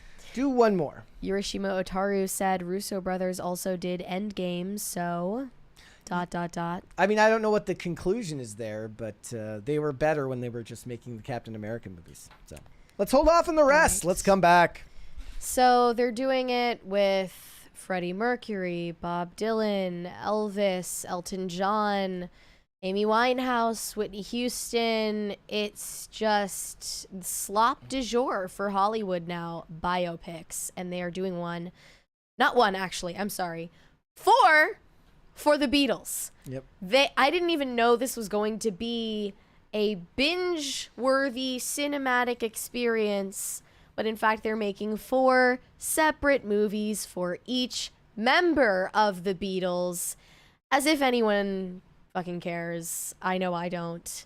And the vast majority of people alive today won't care. But they have cast the members of the band so far, and we can see their comparisons now. Oh, people are already starting a huge controversy about the casting decision. To be fair, boomers are the only ones who can afford to go to the movies anymore, and they might care about this. They're just going to spend their kids' retirement. But I want to first criticize inheritance on it. I want to criticize Pop Crave and Pop Bass for putting them side by side rather than putting all of the actors at the bottom and all of the Beatles at the top. I hate you, and you're bad at your job. It's not totally visible on there. Yeah, there you have it. So Harris Dickinson as John Lennon. I don't think I was familiar with this person before, but he is probably the most conventionally handsome of them. He looks like the dude from Supernatural a bit. What's his name? I don't think I've seen him in anything.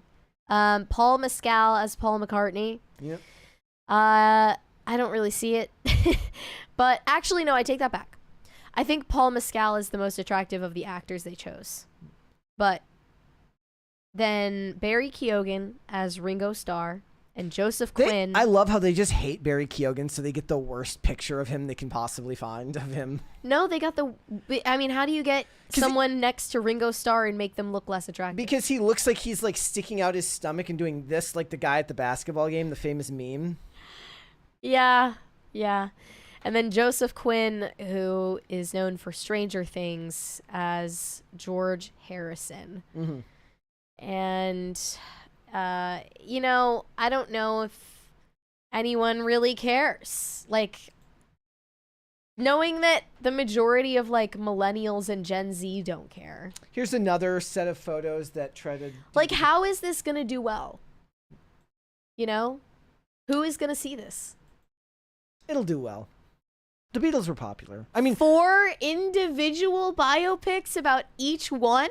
I don't know if that'll end up. That is insane. I bet you they end up paring it back and not even doing it. Is absolutely insane. But allegedly, the plan what I'm saying is I bet all you 4 Beatles biopics are going to release in April 2028 in theaters, called the first bingeable theatrical experience. 4 separate movies. They better be like 90. They better be like 1-hour movies. I'm not going to a quadruple feature of the Beatles. Like, get effed. And no like bathroom breaks. That is insane. Yeah. That is absolutely insane. So here was one of the gripes with the casting decision. One said, we should be casting unknowns in movies more. There's a lot of people that they do believe that especially for biopics. Real life people, aka normies, have no idea who these 4 actors are. That is true. Except maybe Barry Keoghan, but not even, really. Okay. Like, go up to any normal person out in society. I don't think they would. You don't think Paul Mescal is getting to that level now? In Gladiator 2? I don't think so. I mean, he might be recognizable as like, oh, I think I've seen that guy in something. Who is that? Yeah. But no one knows. Oddly enough, it's better to be a TV guy where somebody says, I've seen that guy in a bunch of stuff, but I have no idea who it is. It seems like it's better to be that guy in television than in movies. This is also going to be spanning decades. So how are they going to like de-age them, age them up, and then age them like all the way up? Yep. Because I think most of them are in their late 20s or early 30s, right? You mean age them all the way up as in like when they're old? Yeah. They'll be different actors. See, will they have different actors for the younger versions too? Depends on how young. Okay. Yeah. I would imagine, look, if the actors are in their 30s and they're talking about the actors when they're in their 20s at the start of their career, they'll just use makeup and de-age. For the older parts, they'll use older actors. And a lot of it is those horrible haircuts and outfits. I just hate everything about it. Look, I don't know aesthetically abhorrent what you're talking about because Justin Bieber made that haircut work for like 2.5 years. Not the same. Not the same haircut at all. Not at all. That is offensive. He's doing this right now. So, the casting choice that offended the internet the absolute most out of the four was Barry Keoghan as Ringo Starr. Not my Ringo. Hashtag not my Ringo. So I don't know if this was trending, but they say hashtag not my Ringo with this photo of Barry Keoghan looking absolutely...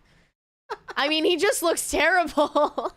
I don't know. That's like one of the worst photos I've ever seen of him. You know, I don't suggest this lightly, but I'm saying buckle fat removal. Really? Buckle fat removal and a beard. He's already in his late 30s, is he not? He has what's called a weathered face. Okay, it's fine. Well, he'll be fine. There's that, but then there's the rest of the issues going on there. Bro dumped Sabrina Carpenter. Is that why he looks bad right now? He's going through a breakup? No, I'm saying that either way he wins because he dumped her. Right. Everybody's clowning on him, being like, "Oh, you're ugly." He's like, "I dumped like the closest thing that modern day Hollywood has to a sex symbol." So here's one of the responses. WTF happened to his face? I swear he did not look like that. Another one said, did he get botched work done? He looks F. He's just Ezra Miller if he lived a hard life and did a bunch of drugs. Someone said that no wonder most of Sabrina's Juno positions are from behind, because who would want to look at that? Give an ugly man a chance and he will embarrass you. See, I showed this one years ago. He's just ugly Ezra Miller. I see it a little bit. It's the eyes. Not entirely. They have the eyes. But yeah. See, and see what I said? I said buckle fat removal. If he gets the buckle fat removal, he'll look even more like Ezra Miller. Then all you have to do is make sure he's not around any women with chairs. Who is this leprechaun? I'm seeing some Irish phobia. Is that what it's called? Irophobia? I don't know. The kind of nose that enters a door first, and you know why people are mad? You know what people are coping? Because they hate that men can look like this and become famous, and women become famous like this and their looks have to become part of the discussion. Barry Keoghan can be famous on his own, even looking weird and weathered, and his appearance will never come up except for internet discourse. Any woman that becomes famous that has the female equivalent to this, it becomes about her look. Honestly, I've seen a lot of people saying Chapel Roan is ugly. And I mean, I think they're just kind of like, maybe they've just never seen her without the makeup on or something. I don't know. Yeah. Yeah. You know, I think this is actually perfect because Ringo Starr was ugly.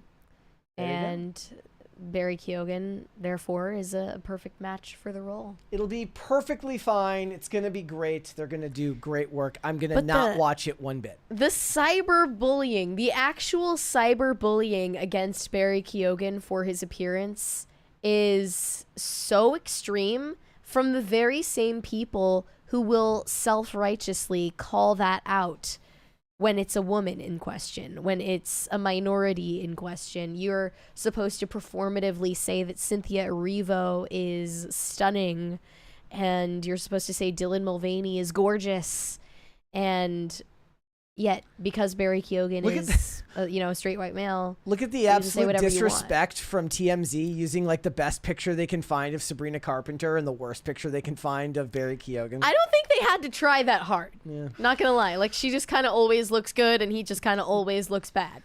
And they would always take photos together on the red carpet where they were covering his face with their hands. I bet you there's at least one picture of Barry Keoghan looking normal. Sabrina Carpenter reposted this on TikTok. A fan of hers said, when I had to convince myself he was attractive, but he ended up breaking up with me. Again, that's just a self-own on your own part. I don't know why you'd share that. She reposted that, which is allegedly throwing shade at Barry Keoghan. Another one she reposted says, it's a reference to her song Busy Woman, but it says busy woman until men learn how to act. Yeah. So I guess, as you were saying, he still wins in the end. He needs to start sending this picture to anyone who disses him of just the ugliest photo that there is of him. Oh. Where, like, literally when I said earlier, he needs to send that to any Sabrina Carpenter fan and say, still hit, though. He still hit. He did. He still hit, though. That's the thing. Like, 3 of the most powerful words in the English language. He's like, so what you're saying is, like, you debased yourself for me? Damn, I must be good. Right? Like, don't admit that publicly. That's Like, not this, a good look. This is one of those things that women have a weird fetish for, which is to humiliate themselves to make themselves feel better. Sabrina Carpenter, this fan says, Sabrina Carpenter should receive compensation for dating that. Like, okay, clearly there was something in it for her. Must have been. I don't know what it would have been. Is it just his Irish riz? Must be. I don't know. I don't know. But yeah, I think that he, you know what, him as Ringo Starr makes perfect sense. There you go. It'll be perfectly They're both hideous. fine. I do tend to agree with the unknown casting idea. I think it works better for these types of movies. Yeah, but they are unknown. But look, people, much to my chagrin, people liked Timothée Chalamet as Bob Dylan. I don't know why you would like anything that involves Bob Dylan ever, but apparently they did. I think that's a crime against humanity, but that's just me. I think Bob Dylan is an affront to ears. I agree, and I also think that about the Beatles. There you have it. But this is just, like, are they trying to cast these ones specifically because they want Gen Z to see it? No, I don't think These so. actors are known more I to don't Gen think Z so. than others? No, I think that, I don't think that's the reasoning. How are they going to get young people to care about this then? They're just not. I don't think that They just the won't. young people aren't the audience for They this. just won't They're care. young people. First of all, what young person is going to sit through 4 movies? Well, they liked the Priscilla Presley one. That's different. Yeah. Yeah, that's inherently different. And even then, like, I bet you the ages are still fairly split on who went to see that. Mm-hmm. So, go Barry Keoghan. You got the last laugh, my friend. He did. You know what this is, though? This is where the toxic behavior from women comes. When their friends say dump him before he dumps you. Everything is so competitive these days. Well, I mean, people using celebrities' lives as if that's their going to be their Cringe. life is cringe. Yeah, So. super cringe. All right, let's finish the super chats. Shane H. Wilder said Netflix can't do anything religious right. Remember the blasphemous Mary movie? I hope it fails so they don't touch Screw Tape or the Space Trilogy. Completely agree. It will be, 6 years, or maybe probably more, maybe a decade before they're done with these. I ended the poll. Paul McCartney won with 35% of the vote. He is the favorite Beatle. Wonder why. George Harrison with 23, Ringo with 22, and John Lennon with 18. Why John Lennon at the bottom? I was surprised that George Harrison got second, but he probably was the most talented. James Coteridis said, I rescind my door knocker comment yesterday about Sweeney. It was in bad taste. Have a good weekend, cast and crisis actors. I mean, wow, a change of heart. I'm not going to be offended by it. I'm surprised to hear this. Pete Donovan said, tell Raymond happy gotta get down on Friday. I will. I'll tell him that. Thank you. One of my favorite things about one of my favorite things about watching the X-Files Revisited series is that it points out every time all the things that I would notice is all of the Canadian actors who show up in the show as more than one person because there was just limited talent available in Vancouver.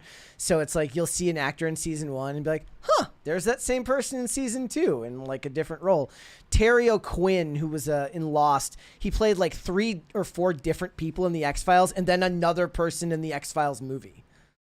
That sounds like an episode of the X-Files, though, and they just find out who it really is. Yeah. JJ said, Mary, what influenced your alt/goth girl aesthetic? Whenever people ask that question, is there like supposed to be like some like specifying moment? You're like, I watched a dog get hit by a car, and ever since then I've never been the same. No, that's actually it. So what did inspire your aesthetic? Honestly, I don't think that my appearance is that out there. It's not. You're about to hit him with the, I'm not a goth. I'm not an emo. It's not a phase, Mom. Like, my appearance doesn't have anything that's obviously alternative. Mm-hmm. Other than wearing black. I don't have tattoos or any different sort of piercings. I wear black, but there are a lot of people who do that. But, you know, it is an aesthetic. I guess it's just because, well, I like emo music. Wait, what are you listening? Wait, like, what's your favorite? I actually have not been listening to music lately. Are you still driving with no music? Mm-hmm. How's that going? Just more thinking. Figuring out a lot of the world. More thinking. Yeah. Yeah, I don't know. I really don't know. I guess it's just that I always had social media. I was always looking at how other people dressed. A lot of people didn't have that. I always wore uniforms to school, so I didn't see that in person. Pete Donovan said, after what Greta Gerwig did to the Little Women storyline, I have zero interest in what she's involved in, and she did a great job with Lady Bird. I disagree. I really disliked Lady Bird, and I never saw Little Women. Shubs82 said, not that long ago, Ryan Reynolds was considered like a nice guy, and they have like a charity for child trafficking rescue, like? I never understood the idea that Ryan Reynolds was a nice guy. He was just generic. Everyone says he was the nice guy of Hollywood. I don't know. That is true, though. I remember Blake Lively gave a speech about child trafficking years ago that reached a lot of people, and it was, seemingly something that mattered to her. I don't remember what the context was. See, that's what she should have been doing. She should have gone to volunteer at some NGO. No, literally, Ryan Reynolds just went to the UN.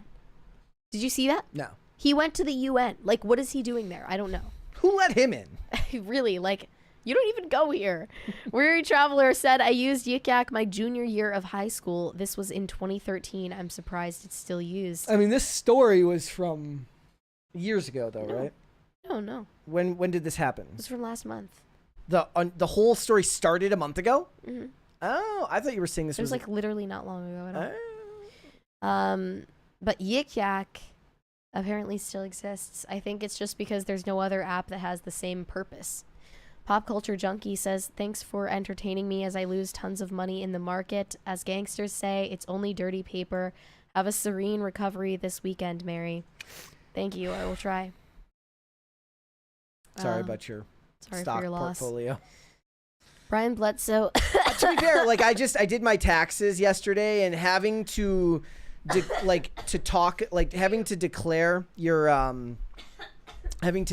your crypto on your taxes is enough to make you never want to sell your crypto ever again. That is the worst. Toxmod says I'm emo. That is objectively not true. I did not listen to emo music when I was a kid. Ever. Wasn't my thing. Lots of friends who listen to emo music. You all right over there? I'm just struggling a little. It's okay. Brian Bledsoe said, Mary's cough sounds like the viral cough on Mean Girls. Get well over the weekend. That church in the Gongo needs you. That's true. Yeah, I'm like, I'm sick. Ketoth Swiss? I don't know if I said that right. Mary Morgan should have been Snow White. They should have That cast wouldn't have you. worked. I had to be the evil queen. Weary Traveler said, when will USPCC provide masks for the Gongo? Look, they need to get their immune system up. You know. Hand up's not handouts. This is really what we're doing to help them. Exactly. Deep South EDC said, I LOL'd at Flygene. Thanks, guys. Happy Friday. Whoever came up with that company name, I hope they got stock options. Daniel J. Corica said that person has a partner, yet I'm still single. WTF. You got to shoot your shot, King. Just go for it. Shoot your shot, Sock. Just go for it. Non-binary roommate named Sock. Yep. Shane H. Wilder. Look, to be fair, Sydney Sweeney is single now, too. Yeah. I mean, if she's on the market, like, shoot your shot. Shane H. Wilder said peanuts on airplanes started in the 1920s as a way to prevent motion sickness. It became standard by the 1950s, especially for multi-stop flights. Oh. Okay. I didn't know that. But with that, okay, fine, motion sickness, whatever. But people are like hungry and they want a snack, a little snacky poo. You want to eat on a 2-hour flight? Grow up. It's 2 hours. You can have some water. Like I get it being thirsty, but you need some pretzels. You need a granola bar. Do you need just a little munchies? Because you just simply can't go 2 hours without eating, without shoving food in your face. Like, this is the point we've gotten to in society. I'm so disappointed in us. Pete Donovan said, as a Beatle, my fave is John. As a solo artist, it's George, but Paul's career from 1970 to 1983 is a close second. The Wings LP London Town is underrated. I'm not going to lie. Just having that deep of an opinion about the Beatles is more than I could ever muster. I have nothing. Thief King of Legend sent us... $1 without a message. Is it an Australian dollar? Oh. Why? It would be a kangaroo, not an A. Why is your voice a little deeper? A cold? Yes. Yes. No, she just woke up today and thought she'd mess with all of you. Oh no, I'm faking it, right? You all think I'm faking it. Yeah. Bookstore Thor said late today because I saw a working man. Good time. Yes, it was a very good time, and I think that everybody should check it out. It's fun. At the very least, you should see it when it comes out on streaming. Kai said, I still disagree with you, but welcome back, Mary. Thank you. I don't know what you disagree with, but, you know, you're here. That's all that matters. Red Snow said, I'm sending Fruity Pops to the Gongo. Hope they don't mind the generic brand. Also hot fries, but the actual Andy Caps, not the Cheeto knockoff. That's so nice of you. So, oddly enough, Olivia loves the Cheeto... or not the Cheeto. She likes the Chester Cheetah hot fries, but not the Cheeto ones. What? I thought that was the mascot of Cheetos. Or what are the other? Hold on, I gotta look. Chester is the mascot of Cheetos. No. What's there's another one that she likes, but she doesn't like the Cheeto ones. Okay, but they're different. No, you're right. Same thing. I don't know what the other one is. Yeah. I don't eat Cheetos, really. Not a Cheeto person either. Not. Brian Bledsoe said, loved Emily Blunt in Adjustment Bureau. I have not seen that. Nope, hot fries and hot Cheetos are different. There's whole YouTube channels. Yep. No, of course they are different. Yeah. So she likes these ones. Kinds of real hot fries or fake not hot the fries? Not the Andy Caps. She likes the Chester's ones, not the Andy Caps or the hot Cheetos. So they're a secret third thing. Yes. I got it. Yeah. You could feed those to seagulls at the beach, by the way, and they freak out. Okay. But I guess I'm just admitting that I'm a sociopath. Yeah. I also cut up worms as a child. Shane H. Well, Wilder, okay then. Shane H. Wilder said, are you saying that's why I'm effed up? My dad introduced me to the X-Files when I was 8 or 9. Die Relaxed is still my favorite episode. I love the X-Files as well. I did not watch it when I was younger. I oddly enough didn't get into it until I was much older. I was an adult when I found the X-Files, and I still love it. But I just watched Blood recently. Is it the one with Tony Todd? I'm sorry, not Blood. What was the other one? Sleepless with Tony Todd. Very good. Omega Red fan said John Lennon alone could have had his own movie IRL or even a docu-series. I mean, they are doing that. They are? I mean, you just said they're all getting their own... Not a documentary or like docu-series. It's all... I'm sure they're going to be making up at least half of it. Fresh Meat said, hot take about the poll, the Beatles were trash. I don't think it's that's not even a hot take these days. Yeah, Everyone kind of feels that way now. Hiroshima Otaru said UN has several mass child scandals. Yeah. I haven't heard about that before, but I'm sure you're right. Wodenshot said Mary sounds like chemo, not emo. Get well soon. Okay, it's nothing that serious. It's literally just a cold. We need to calm down. Shane H. Wilder said, Brett, don't lie. You were listening to something corporate in Dashboard Confessionals. I picture you listening to I Will Follow You Into the Dark. No. Tonight will be the night. That I will. No, I did listen to something corporate a little bit because I had friends that liked something corporate. I liked the Postal Service, but I wouldn't necessarily classify that as emo. That was a side project that was more electronic than emo.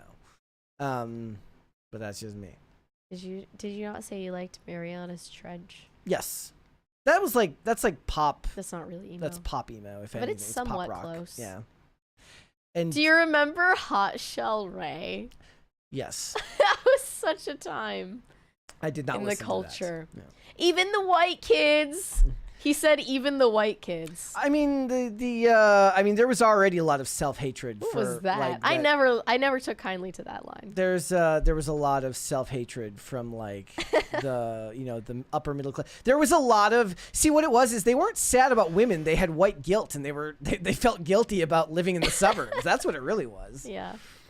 B. Donovan said, since George Harrison's biopic will cover the traveling Wilburys, perhaps we will see Timothy Chalamet reprise his role as Bob Dylan. No! We don't want that.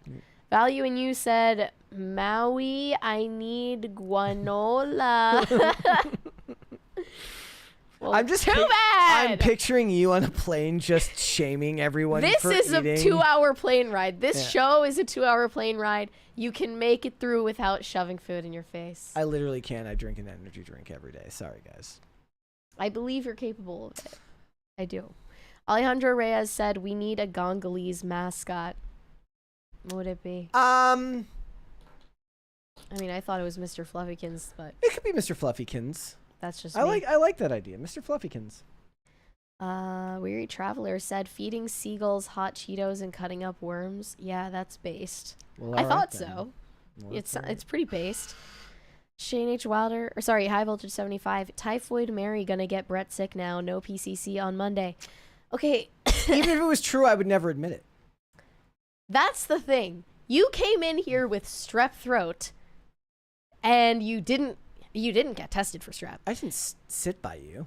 Okay, doesn't matter. We Look, have the same air. There is and no then I get proof- strep there throat. is It's no the proof worst that I- experience of my There life. is no proof that I had any. It's like when Olivia got sick after I was There's sick. no proof. Olivia goes in. There's no I proof. was sick, and then Olivia gets really sick and goes in and has COVID, and I'm like, I didn't get tested. There's no proof it was me. Like, I don't. No, you 100% had strep. Nah. And that was the first time I had it, and it was so awful.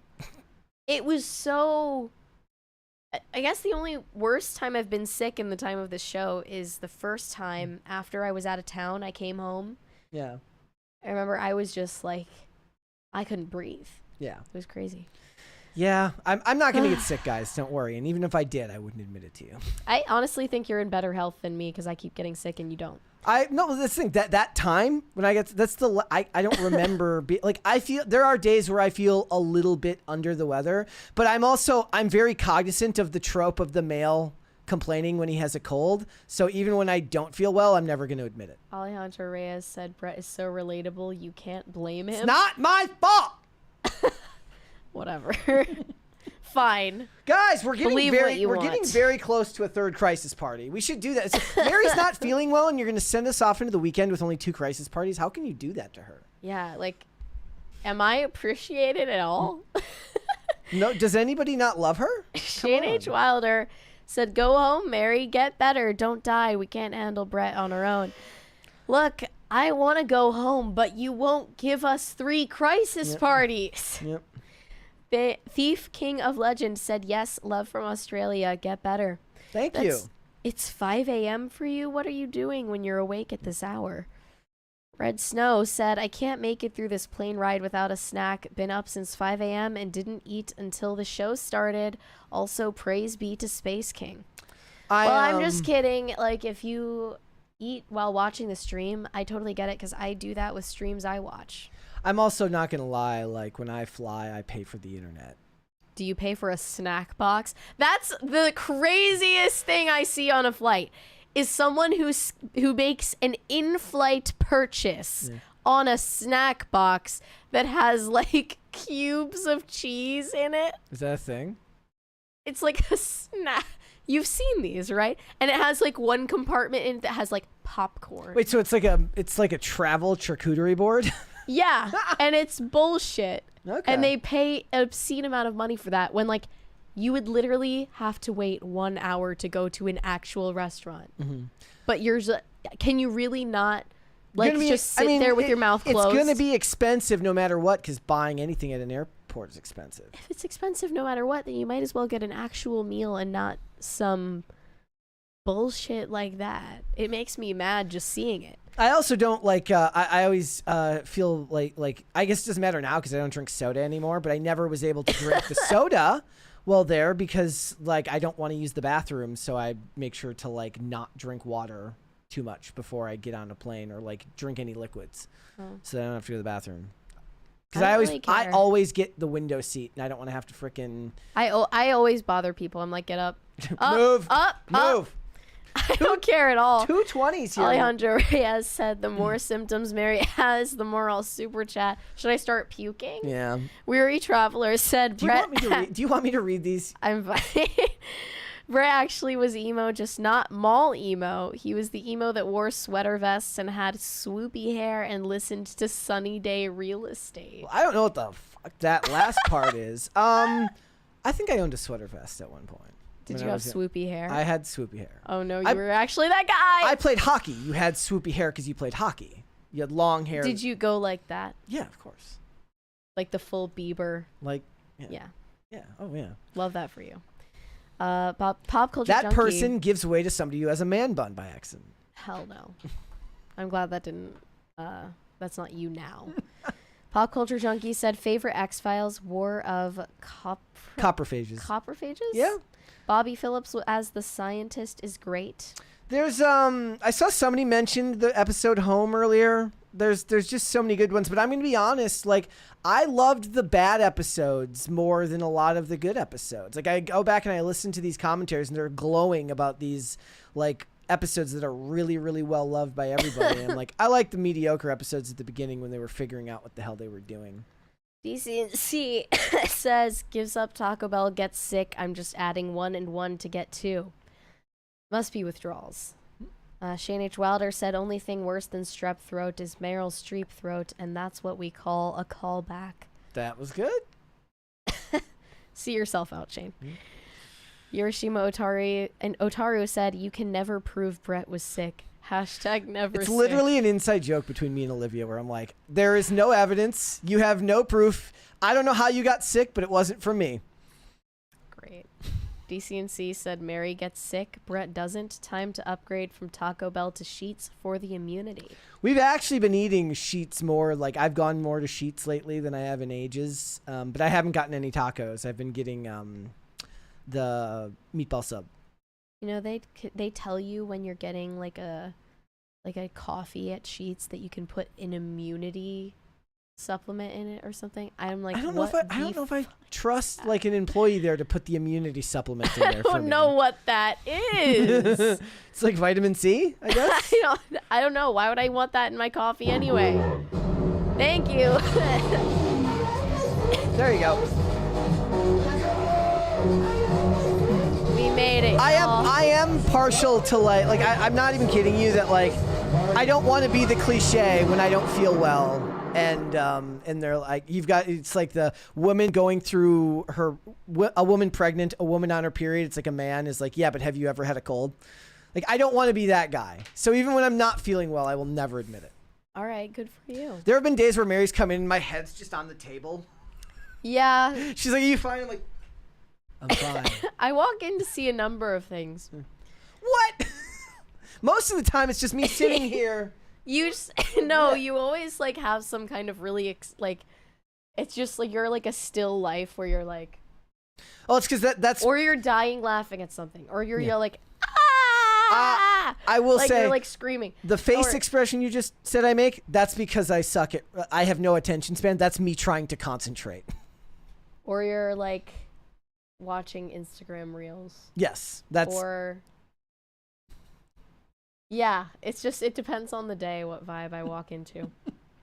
The Thief King of Legends said, 8 a.m. here. How did you know? A friend had a real crisis. Then I saw the show was on to unwind. Christ is king. Thank you for being here and good morning. Thank you.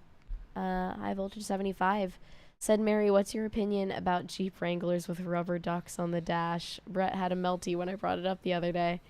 Why do you hate it? No, I said I don't get it. I don't get, like, what does it mean? What the fuck does it mean? I have no idea. Does it make you angry? Well, no, somebody then explained it to me. Like, the problem was nobody was giving me, like, a solid, apparently other Jeep drivers, because they're all in a weird cult, put the little ducks on their, I didn't know this. No, but, like, why, though? I still don't know why. I guess just some acknowledgement, like, hi, you're a Jeep cultist. I'm also a Jeep cultist. Here is a duck. Here is a duck. And I was like, I was getting annoyed because nobody was explaining it's like it adequately to the Taylor enough to Swift concert and everyone has the friendship bracelet. It's the same thing. Yeah. Yeah, I personally, if I owned a Jeep, I would not be doing such childish when things. I see that, because I know they're all women, I imagine each duck represents a refill of an SSRI prescription. There are dudes who own Jeeps. Do they put the ducks on them? Look, if I owned a Jeep, you would not be seeing any rubber ducks in it. It could be worse. It could be a Subaru. True. GCNC said, my first flight as an adult was to North America. Total elapsed time was 24 hours. A classic 747. No screens on the seats. You had to raw dog that shit or make friends with your neighbors. That sounds miserable. That sounds horrible. Yeah. What was the longest flight you've been on? 17. 17, which was to China. China. Yeah. Is that when you became a spy for the Chinese government? Yeah. Yeah. No, it was worse too because first you had to take a cross-country trip to Seattle, then go to China from Seattle. Yeah. So I was traveling for a long time. I remember going in and out of consciousness watching Boss Baby, and I was on like 0 sleep, 0 food, like just losing my mind. And then you get there and it's a 24-hour time difference or something like that, crazy like that. Or maybe it's 12. And it was just, it took me a minute to get used to everything. Yep. Shane H. Wilder said, sorry, Mary, I'll have better jokes on Monday. Yeah, no problem. Just work on that. We're like almost at a 4th crisis party. It seems a shame to not at least mention it. I mean, Mary is sick after all. Right. I deserve that. DCNC said, I didn't get you pregnant. I was never pregnant. There's no proof. Pregnant. The song. Remember, you ever seen that skit? No. Oh, I'll find it for you. I'll show it to you after the show. Red Snow said, Taco Bell in flight when? We have the technology. Yeah, that's private jet users only type thing right now. Wodenshot said, behold a pale horse, R.I.P. all of Timcast. Get it? Horse with an A? Yeah. That's clever. I've tried to keep my distance. Yep. Pete Donovan said, yes, the plight of a man with a man cold. Yeah, you've just never understood true suffering until you've seen a man with a cold. I have it worse, just for the record. I think we're all caught up. All right. Well, I'm going to go then slow on the outro so we can get that 4th crisis party, of course. I can't imagine people wouldn't want to give Mary a 4th crisis party to send her off so that she can rest this weekend. But I guess, if you want to be that way, hit the like button, guys, on this video and subscribe to the channel if you are new here and share these videos out with everyone that you know. Mary, there's one more there. Alejandro Reyes said, drone delivered food is just around the corner. I honestly believe. Probably. Well, they have Chick-fil-A robots now. Yeah. The little wagons that I mean, that doesn't even make any drive to your sense house. to me because, like, Chick-fil-A lives and dies on it was our pleasure to yeah, serve where's you. the customer service? Yeah. Gordon Shumway said, let's gongo. Let's go. Okay, with that being said, Mary, where can they find you? You can send me validation on Instagram at Mary Archived, or you can send me hate on X. That is also Mary Archived. Yes. You sound like you're really struggling. Guys, if you would like to follow me, I am on Instagram and on Twix at Brett Dasovic on both of those platforms. We are here 5 days a week, Monday through Friday, 3 p.m. Eastern Standard Time, which is noon Pacific. We are on Amazon Music, Apple Podcasts, Pandora, and Spotify. If you would like to listen rather than watch the show, you can rate and review on Apple Podcasts and on Spotify. Those are also great ways to help the show. And if you want to follow us on social media, we are on Twix at popculture_show, Facebook at Pop Culture Crisis, Instagram at Pop Culture Crisis Pod. There's a couple more there, Mary. Do you want me to read them or do you want to read them? It's cool. Fresh Meat said last. Pop Culture Junkie said, screw the stock market. I'm opening up a Taco Bell franchise in the Congo. That's a good idea. All for this idea. Yeah. Urashima Otaru said, drones delivering to in-flight airplanes. That'd be good. When? So you have like a window that can just come down on the plane, and a drone flies up next to you and just hands you your food. Might as well if it's your last meal. DCNC said, all right, Mary, I believe you're actually sick now. My bad. Get well, etc. No, F you. I don't think I will. No, you thought I was faking? F you. I reject your get well soon wishes and have the day you deserve. Red Snow said, Mary has the Zoolander cough. What is that? And then, gosh, it's been so long since I've seen that. What's the Zoolander? Okay. Gordon Shumway said, how about we just send penicillin, Mary? I'm good. We could send that to the Gongo, but there's the crisis part. Do you have any energy left to dance? Yes. Okay. I'm dancing. I will read the last few. Okay. Pete Donovan says, happy Friday, let's go. And then Shane H. Wilder says, give Mary hate or validation, something about Brett, blah, blah, blah. Go home and get better, Mary. Bye. With that being said, ladies and gentlemen, we will be back with another episode on Monday. Mary, feel better. We will see you all then. Bye. Everyone.